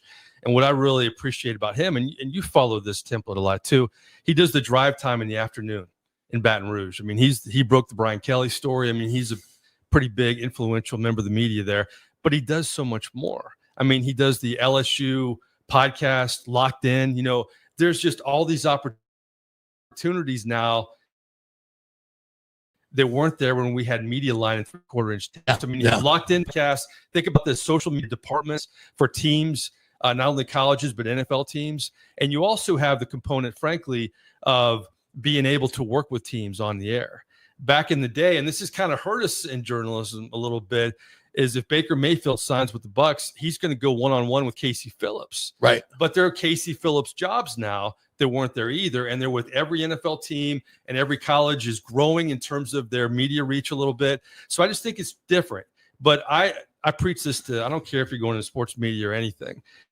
You got to intern to figure out, A, what you like and figure out what you don't like. But if you wait till your senior year and you wait till late, then you're going to be behind a little bit. But I think you got to meet as many people as you can and develop as many skills as you can. Because if you're a good anchor on TV, but if you can do play-by-play, you can host a podcast, you can do a vlog. Maybe you don't do play-by-play right away, but you do one of those until you get the play-by-play job and you meet as many people as you can. Yeah, just network your ass Absolutely, off. Absolutely. Yeah. All right, we'll take another break. We'll come back on the other side and share some more stories with Mike Nabors, longtime Tampa Bay journalist. We'll talk about your book coming up too. And I think Orestes may be jumping in here too. We can talk about you. You covered the Rays in their infancy, right? That was when I moved here. I worked for Yeah. Oh, that's right. You did. Yeah. Oh, wow. Some Tropicana Field stories coming your way.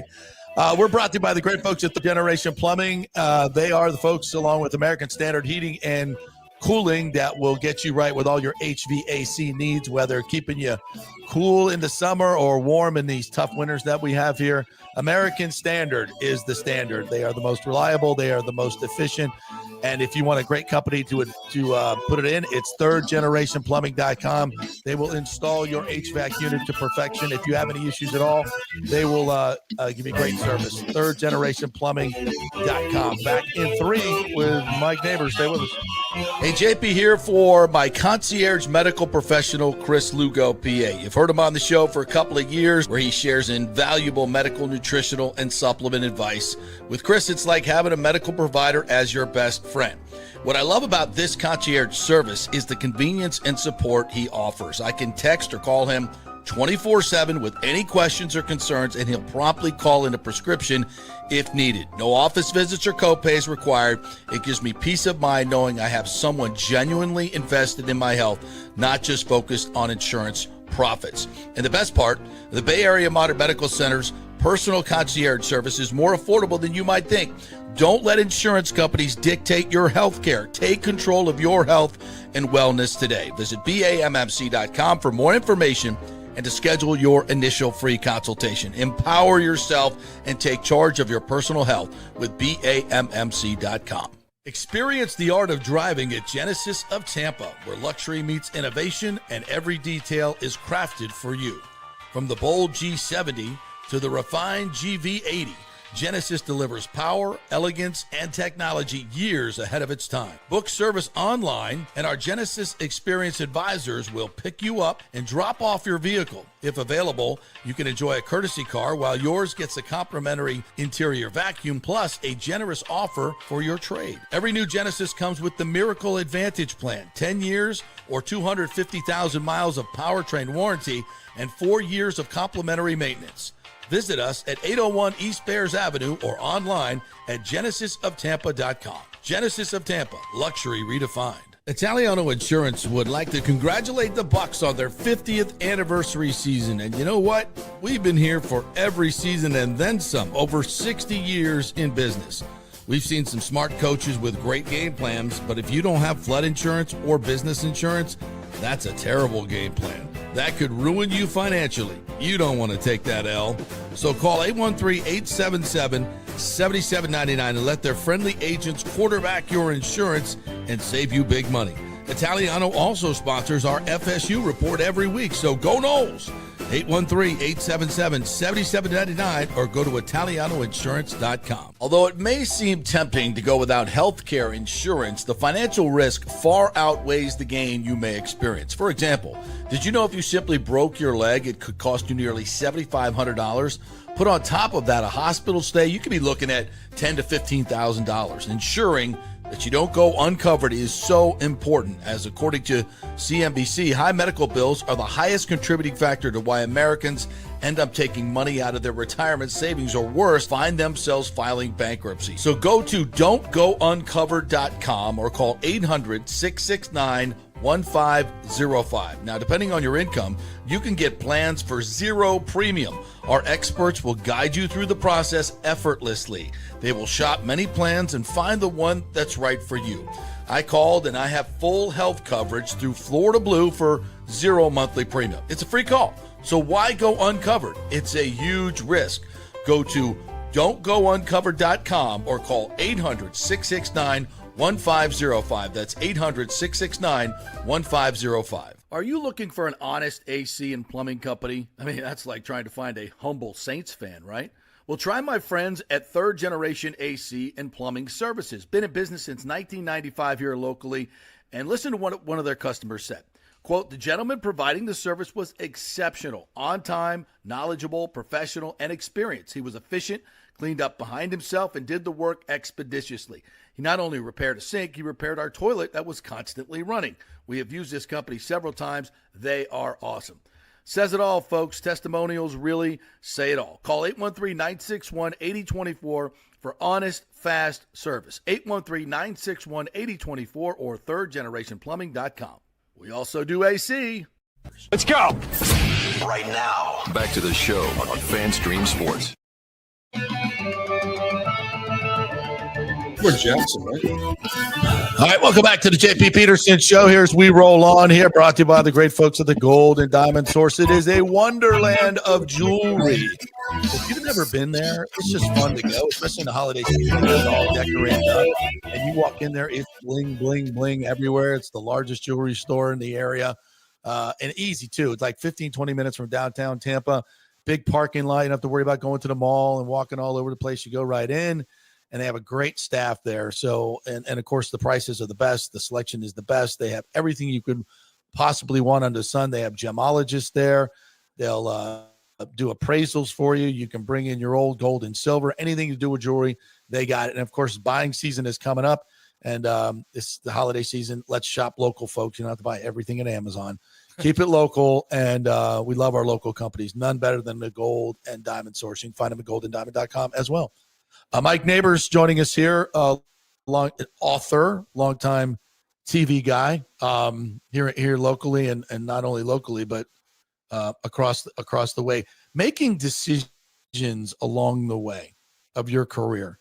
Now that you're a teacher, what do you? Because I get this all the time. Is like, how do I get into the business? Yeah. How do I, how do I make choices? Because you'll have different avenues to go down. What do you tell them? You gotta love it. You have to love it. Yeah, because you ain't going to get paid early on. Yeah, it's just one of those labor of love early on. But if you want it, you're going to get better. You're going to want to get better. This is the main thing. Yeah. But we were talking in the break. When I interned for you, I went to Florida and I did everything in Florida. Sports director, College Station, like University of Florida. Yeah. And then I went to the radio station. Then afterwards, thought I was ready. We talk about 3/4-inch tapes. I had everything ready to go. You got to have the tape ready. Yeah. By the time you graduate, and I sent a tape to Nacogdoches, Texas, and I would market 175. I don't even know if it was that big. I think it was a little better than that. But you know what? Here's the thing too. At this point, with local news the way it is, you have to look at a station that has a commitment to sports. Yeah. And sometimes that may be a smaller market, but they love sports more, and you're going to get more reps and you're going to get more exposure. So it's worth it. Yeah. I mean, there's stations in Baton Rouge that have more of a commitment than New Orleans. Oh, right? God, yes. A lot more commitment. Yeah. So Nacogdoches, first tape I sent out, they called me. I'll never forget Kyle Langley, if you're out there. If you're out there, Kyle Langley. He called me, one of the best phone calls. He said, we love it. We want to fly you out. We want to bring you in. And a week later, after I just partied for a week, I thought this is going to be easy. I got a call from Kyle Langley, who said, we brought media consultants in and they think you look too young. So you're going to have to avoid the plane ticket, and good luck to you. So I got close to so many jobs. Crushing. Yeah, and this is in the book, though. And I think this is a good lesson in terms of wanting it, going for it. And I talk to my students. I never pretend to know their career path or anybody's, because in this business, it's so crazy that it just takes one to love you. And that's the beauty of it. But you got to find that one person. Yeah. So my dad, late father, just great inspiration to me, really believed in me. He said, why don't you dub off a bunch of tapes and just drive around and go see these stations? So I had just interned for the St. Louis Cardinals. So I did a big triangle from Tallahassee to Minneapolis to Lubbock, Texas, back to Tallahassee. Wow. Drove all over I didn't even know this story. And I had worked for the Cardinals, so they put me up in Chicago. I did a series there where I just did stats, and they paid me. Same in St. Louis. I did one in Houston. I kind of deviated from that triangle. A lot of red roof ends, a lot of couches with buddies. I remember a guy in Topeka, Kansas told me I had a speech impediment. I had Cedar Rapids, Iowa. I met with every news director. The day before I would get to that city, I would call them. My name's Mike Nabors. I'm going to be in town. Do you have any time for me at all?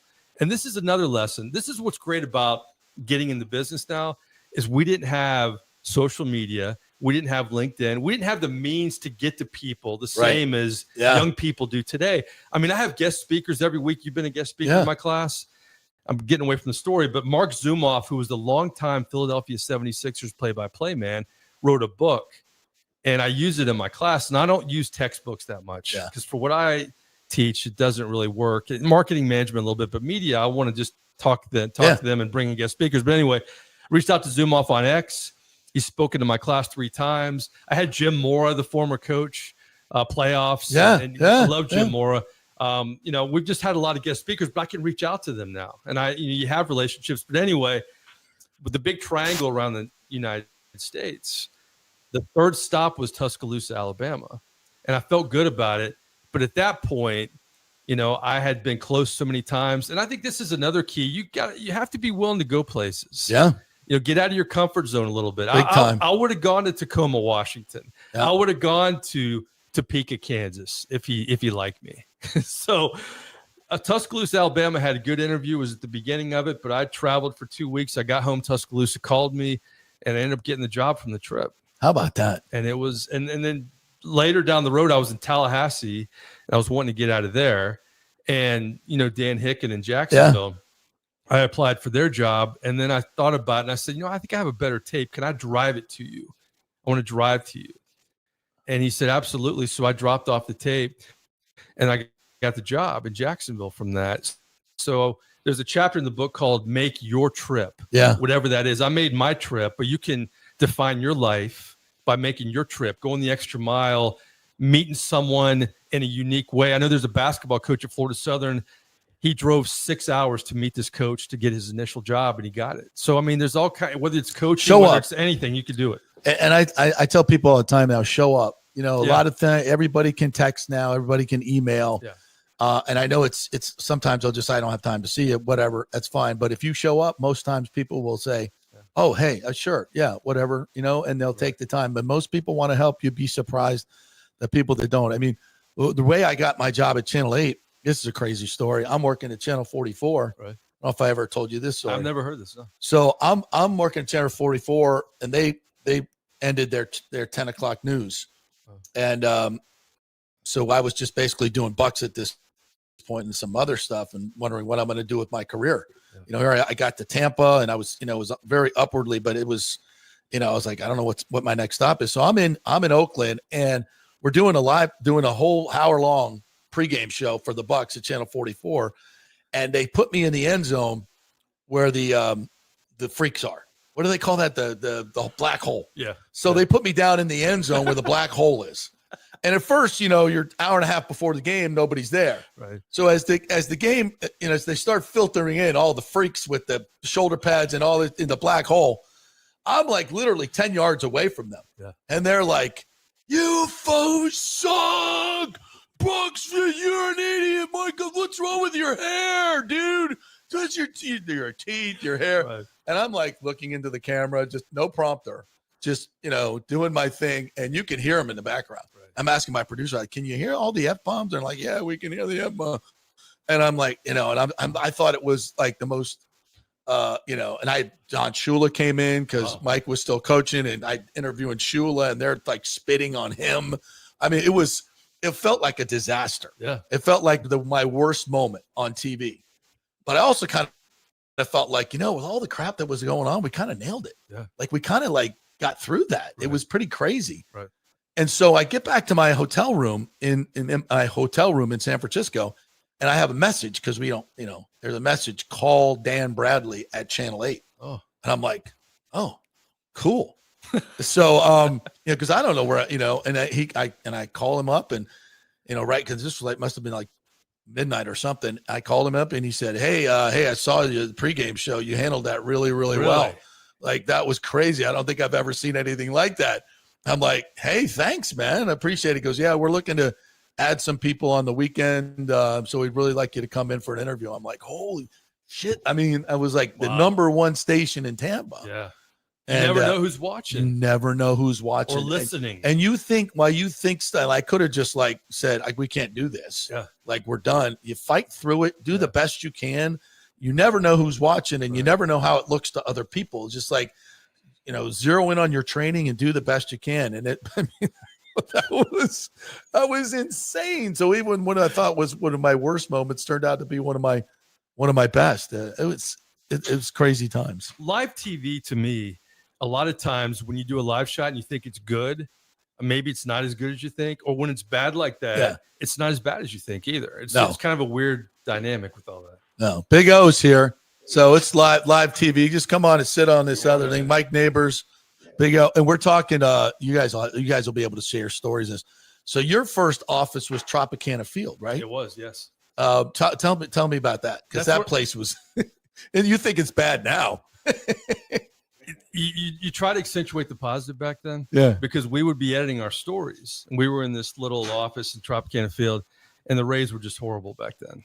So what would be great is, to beat traffic when they would have the early game, we would just watch a couple innings and let traffic subside and then drive home. I mean, that was what's great about it. And we had access to everything back then. So I was in heaven because I love baseball and I wanted to work here. I always wanted, like back when I interned with you, I had family here. Tampa's where I want to be. So, I mean, I live in Lutz, but I was just loving working in the Trop, being around baseball, the whole thing. But it was crazy with Vince Namoli back then and all that was going on with ownership. And it was different. Yeah. And your thoughts on where they're at now? Well, all this, the Stu Sternberg era that you saw me live through and all this, where this team is. My girlfriend lives in Paris, so I drive by the Trop. I just want to see the Trop when they have to have baseball. What's it going to be like? What's it going to smell like? I'm interested to see the inside of it. I mean, it seems like they're making progress, but to me, there's so much still that has to be done. You guys hear this. I mean, I have friends in Jacksonville. They think, we're still going to get the team maybe up here. Really? Well, I mean, but I thought the Orlando people were delusional. There's Jacksonville people that think they're going to get the team because the principal owners is from there, all that stuff. But I just feel like I want to see shovels in the ground. I want to see official announcements here. That's kind of where I am right now. Well, I can tell you this, that it's HCC. Okay. That's where they're doing all the work. And I think they're running into a few issues, and which is totally predictable. Again, when you're trying to build what will probably be close to $6 billion build out with all the hotels and restaurants and everything that they're trying to do on 100 acres. It's not something that's easily pulled together. Yeah. And so they've been waiting to talk to the county about the revenue streams that are going to be available. And they put off a couple of meetings. So it's coming, and they want to get a vote in the first quarter of next year, which is ambitious, obviously, but everything's moving in the right direction. And it's finally, I think it's coming. It's not going to Jacksonville. It's not going to Jacksonville, and it's not going to Orlando. Well, I'm not unless we completely drop the ball here in Tampa, which I don't. It's like the Lane Kiffin story. Everybody in Baton Rouge thinks they're going to get him. Everybody in Gainesville thinks they're getting Lane Kiffin, and we don't know. We know more about the Rays. Some people in Tallahassee thought we were going to get him. Yeah, that too. Yeah. Believe it or not, yes, that was all part of it. Right. But that's an interesting part of the media cycle now as well, as we can kind of transition into where we were like, we used to break stories in Tallahassee and things like that. And like, it was a big deal, a few outlets. And now a story breaks and it's immediate and it's everywhere. And sometimes it's right and sometimes it's wrong. I remember breaking the story that Andre Wadsworth was going pro, things like that. Yeah. We would see him. But the difference is nobody could tweet about it at 2:00 in the afternoon. Yeah. They would wait until we did our sportscast at 6:00. That's the world we live in now. Nobody's waiting for that anymore. They're waiting for the phone and what happens here. Yeah, everything breaks on Twitter now. Yeah. It really does. And maybe Lane Kiffin might end up with the Bucs now. We might. There's talk of him going to the Bucs now. Absolutely. First, let me break that story now. Where is he not going? Is where the Giants, the Bucs, LSU. I think now I think most people believe he's going to LSU now. Right. I think so, but what if he's the ultimate troller? On speaking of X, yes, he's very good at that. Yeah, what if he just said, you know what? He gets emotional after the Egg Bowl win and says, you know what? I'm going to make money wherever I go. Yeah, I'm going to build this place because, frankly, LSU's won a national title under several head coaches. Florida has under a few. I'm going to build something nobody's done before. I don't know if that'll happen, but that'd be interesting. I mean, Ole Miss is going to want to keep him. They're going to probably put a lot of money in front of him. And like you said, it's the SEC. It's not an easy, hill to climb or mountain to climb. But if he does climb that mountain as an Ole Miss, he'll go down as a legend. So I do want to circle back because you made some interesting points about the Trop. I think there's going to be a honeymoon period coming up. That's going to be exciting. Obviously, once they clear it all out, they redo it. There is going to be this excitement. It's already kind of building, I feel, as we go to the end of the season. The end of the year and into next season. Your thoughts on, St. Pete, little old St. Pete getting their team back? Because this is almost like a, renewing of vows, if you will. That's kind of how, JP and I have been putting it in the last week or so, where it's like, you're coming back home and it is going to be a little bit of a love affair. I love going to Steinbrenner this past year. That was fun. It was great because really every fun. seat was pretty good. Yeah. You're right on top of that. But then that's not Major League Baseball. It's not Major League Baseball. But here's the thing, and we all have friends in that organization, and it's been a tough year for them to move out and have the unknown. Right. They don't know what's going on. So I feel for them that they can go back and have some semblance. And the city. Because think about marketing. Eric Weisberg's a good friend of mine. And you have all these meetings and you plan all these things, and then the hurricane comes, and then you have to really pivot and adjust and change course. But I just want baseball to be back, and I agree. And in a major league setting, where we can go to a game, and I felt for the players and Kevin Cash too. I mean, everybody was affected by this. How not? Yeah. But really, the core of it was the city, the businesses, both from the the side of the hurricane losses, it hit all the way inland too, if you think about it. I mean, destroyed the whole area. Yeah, it was the whole area, Tampa, not just the beaches. But I'm excited about that because the reality is that you have 3 full seasons that you're going to be able to kind of regain that love affair at a stadium that we've all been there many, many, many, many times, right? And I've walked that stadium so many times, so have you. And I love the fandom, the true fandom. And I think they're going to come out and they're going to, support it with this new vibrant ownership. I agree. And the way that they're talking, I think it's going to be. Can I ask a question, boys? And, while I have all the experts there. Yeah.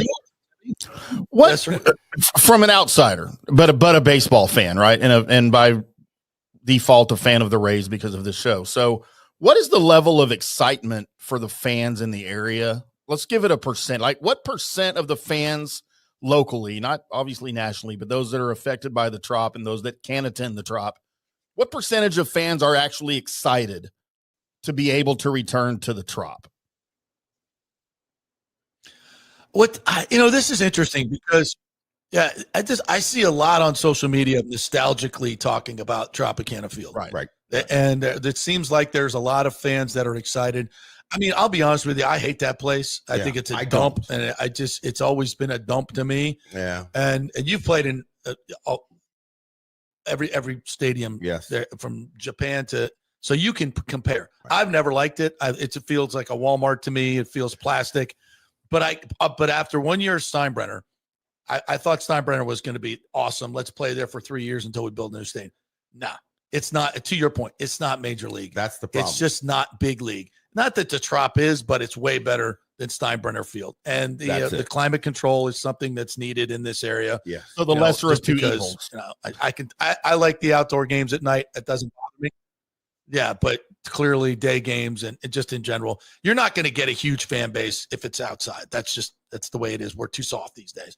So I get there's positives to Tropicana Field, and I'm kind of coming around to this nostalgic part of it, this nostalgic. That's what this 3-year run should be. And also bringing the communities together. Another great opportunity for unity in the community, to quote the great Chris Thomas. And I think it is because we can embrace, and I think this new ownership group will embrace, and they're doing a great job of it already. I believe they St. Petersburg Yeah. and the fans that are there and say, we're going to be here for 3 more years, and then we're going to build in Tampa, and we want you all to be part of this.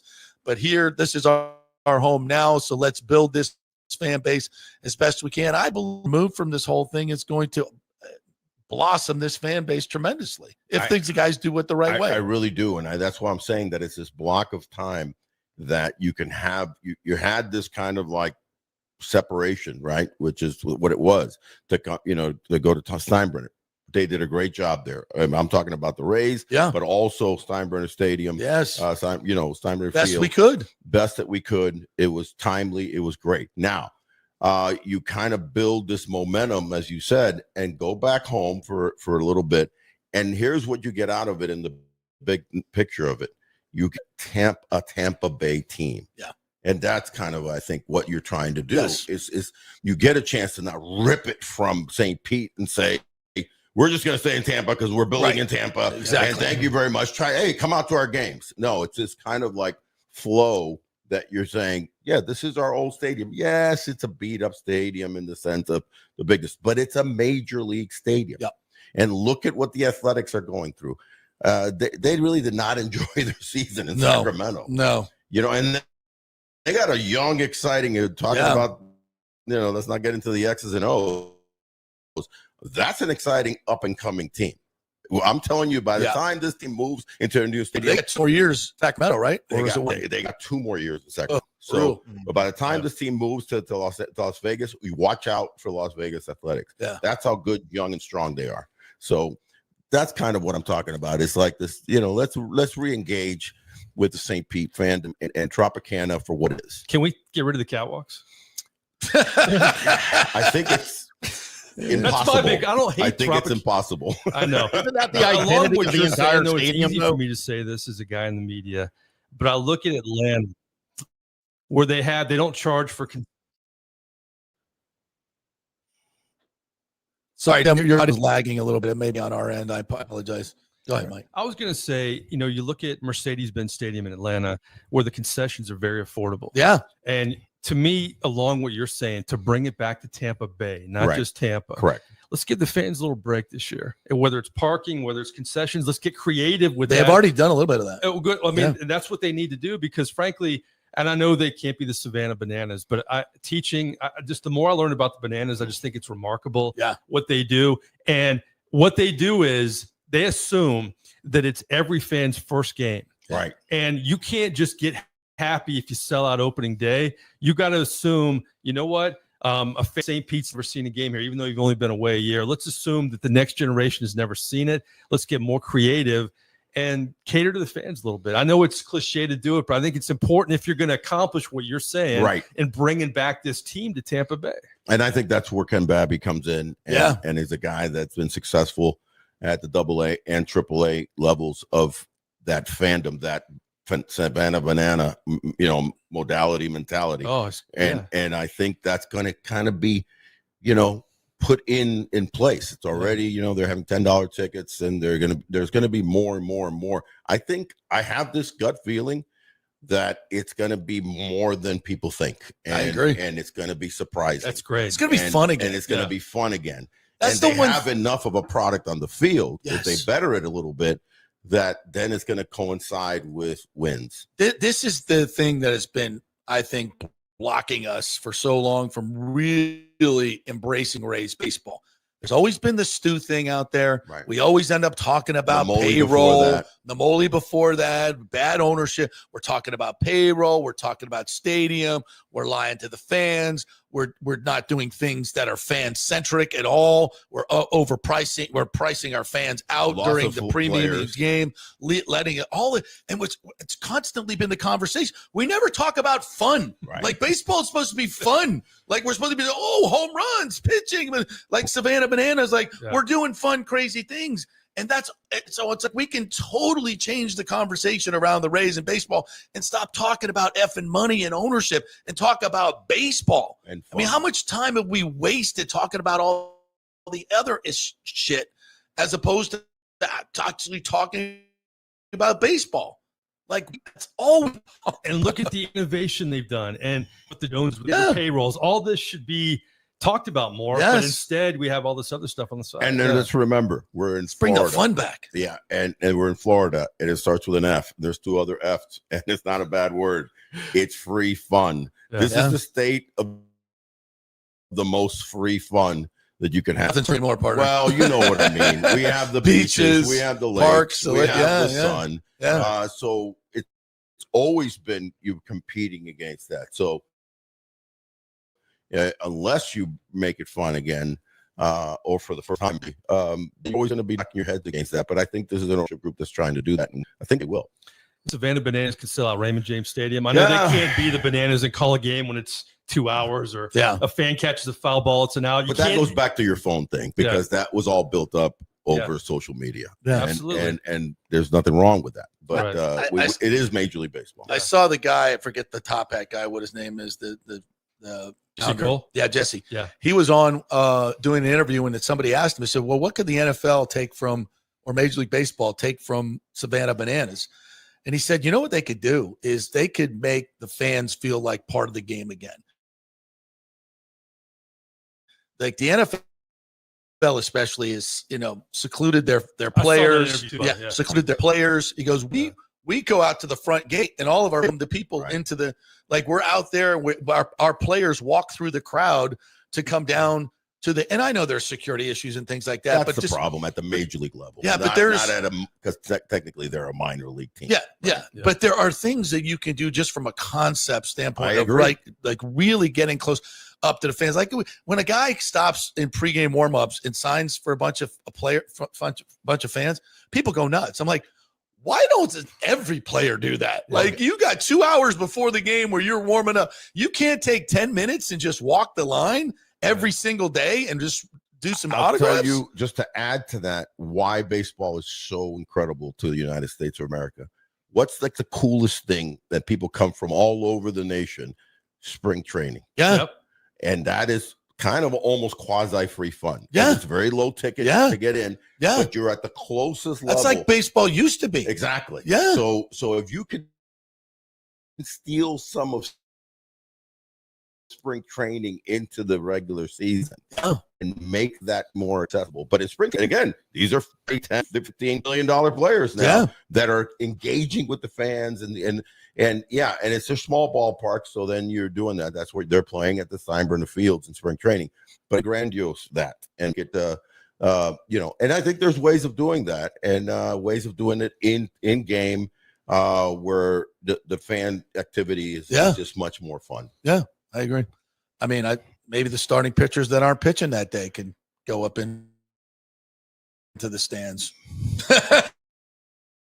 and meet people and fans. But the they're not doing The anything. pitching coach wouldn't like that. I can't expect everything Bananas, but what I love about what I love them though, and this is what you love about certain things in life, is they say you can't do it. They say you can't do it. They say it's not going to work. Yep. When they named them the Bananas, I mean, Savannah's a fun place to go. We know been that. There. I played in the game. Right. But it's conservative place. So it's like New Orleans in a way. New Orleans is fun, but it's conservative at its core. Is. So the nickname Bananas, everybody hated it. Right. Everybody hated a lot of things.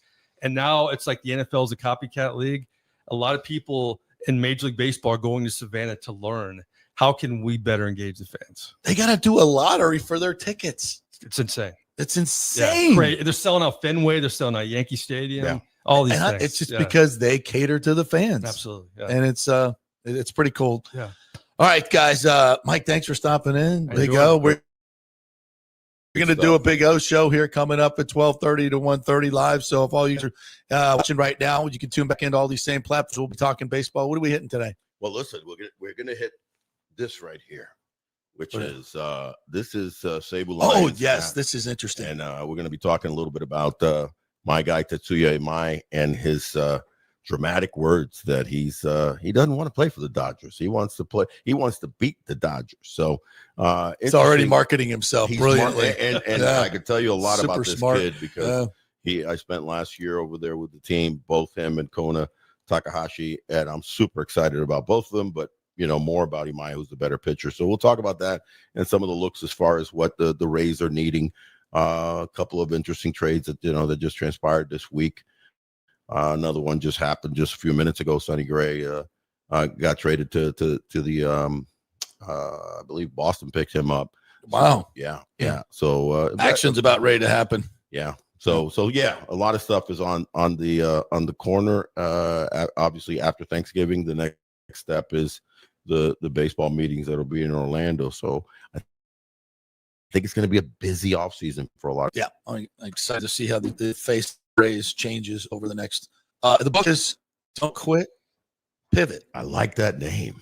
I like that title. Dickie V with the forward and sell it. This is what it's about. You could like your job and still want to pivot. You want a new challenge. You don't have passion for your job, which is most people. Or you could hate your job. This is for all ages, different levels of satisfaction to work. So I changed my whole career at the age of 50. I'll always have a foot in broadcasting. We all have skills we take for granted. I don't care if you're 23 or 83 or all ages in between. If you're looking for a career, there you go. Don't Quit available Amazon. Absolutely. Buy on my everything. website too, MikeNabors.com. Yeah. Awesome. Well, thanks for coming here. I'll get here. Yeah, stop by anytime. Yeah, this is we fun. We just hang out here and talk shit all the time. It's fantastic. Sports shit. Yeah, that's what we do. Now we're gonna smoke a turkey and ham today. Is it smoking already out there? I think it is. Oh, Thanksgiving is here. Hey, guys, we're not going to have live shows Wednesday, Thursday. Actually, I think Timmy may be jumping on Friday. We may do a live show for you Friday. Just keep an eye on our social media. We're going to take a little bit of time off. How about them Cowboys? How about them Cowboys? Tim like that win, to be honest with you. What? No, he hates the Cowboys. He's in Texas. You're not allowed to live in Texas unless you like them a little bit. They're coming back. They're going to make the playoffs. They're going to make the playoffs, baby. Oh, my God. ESPN's happy. Yes, they are. You know that. Yeah. They're a big MVP, brand. baby. Dak for MVP. All right.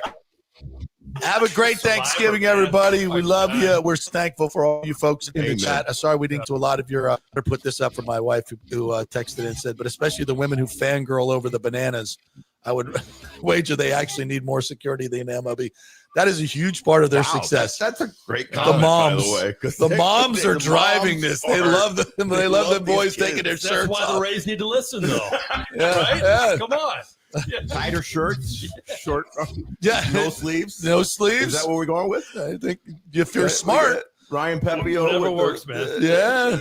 Little shorts. Maybe. Have a great Thanksgiving, everybody. We love you guys. We'll see you Friday.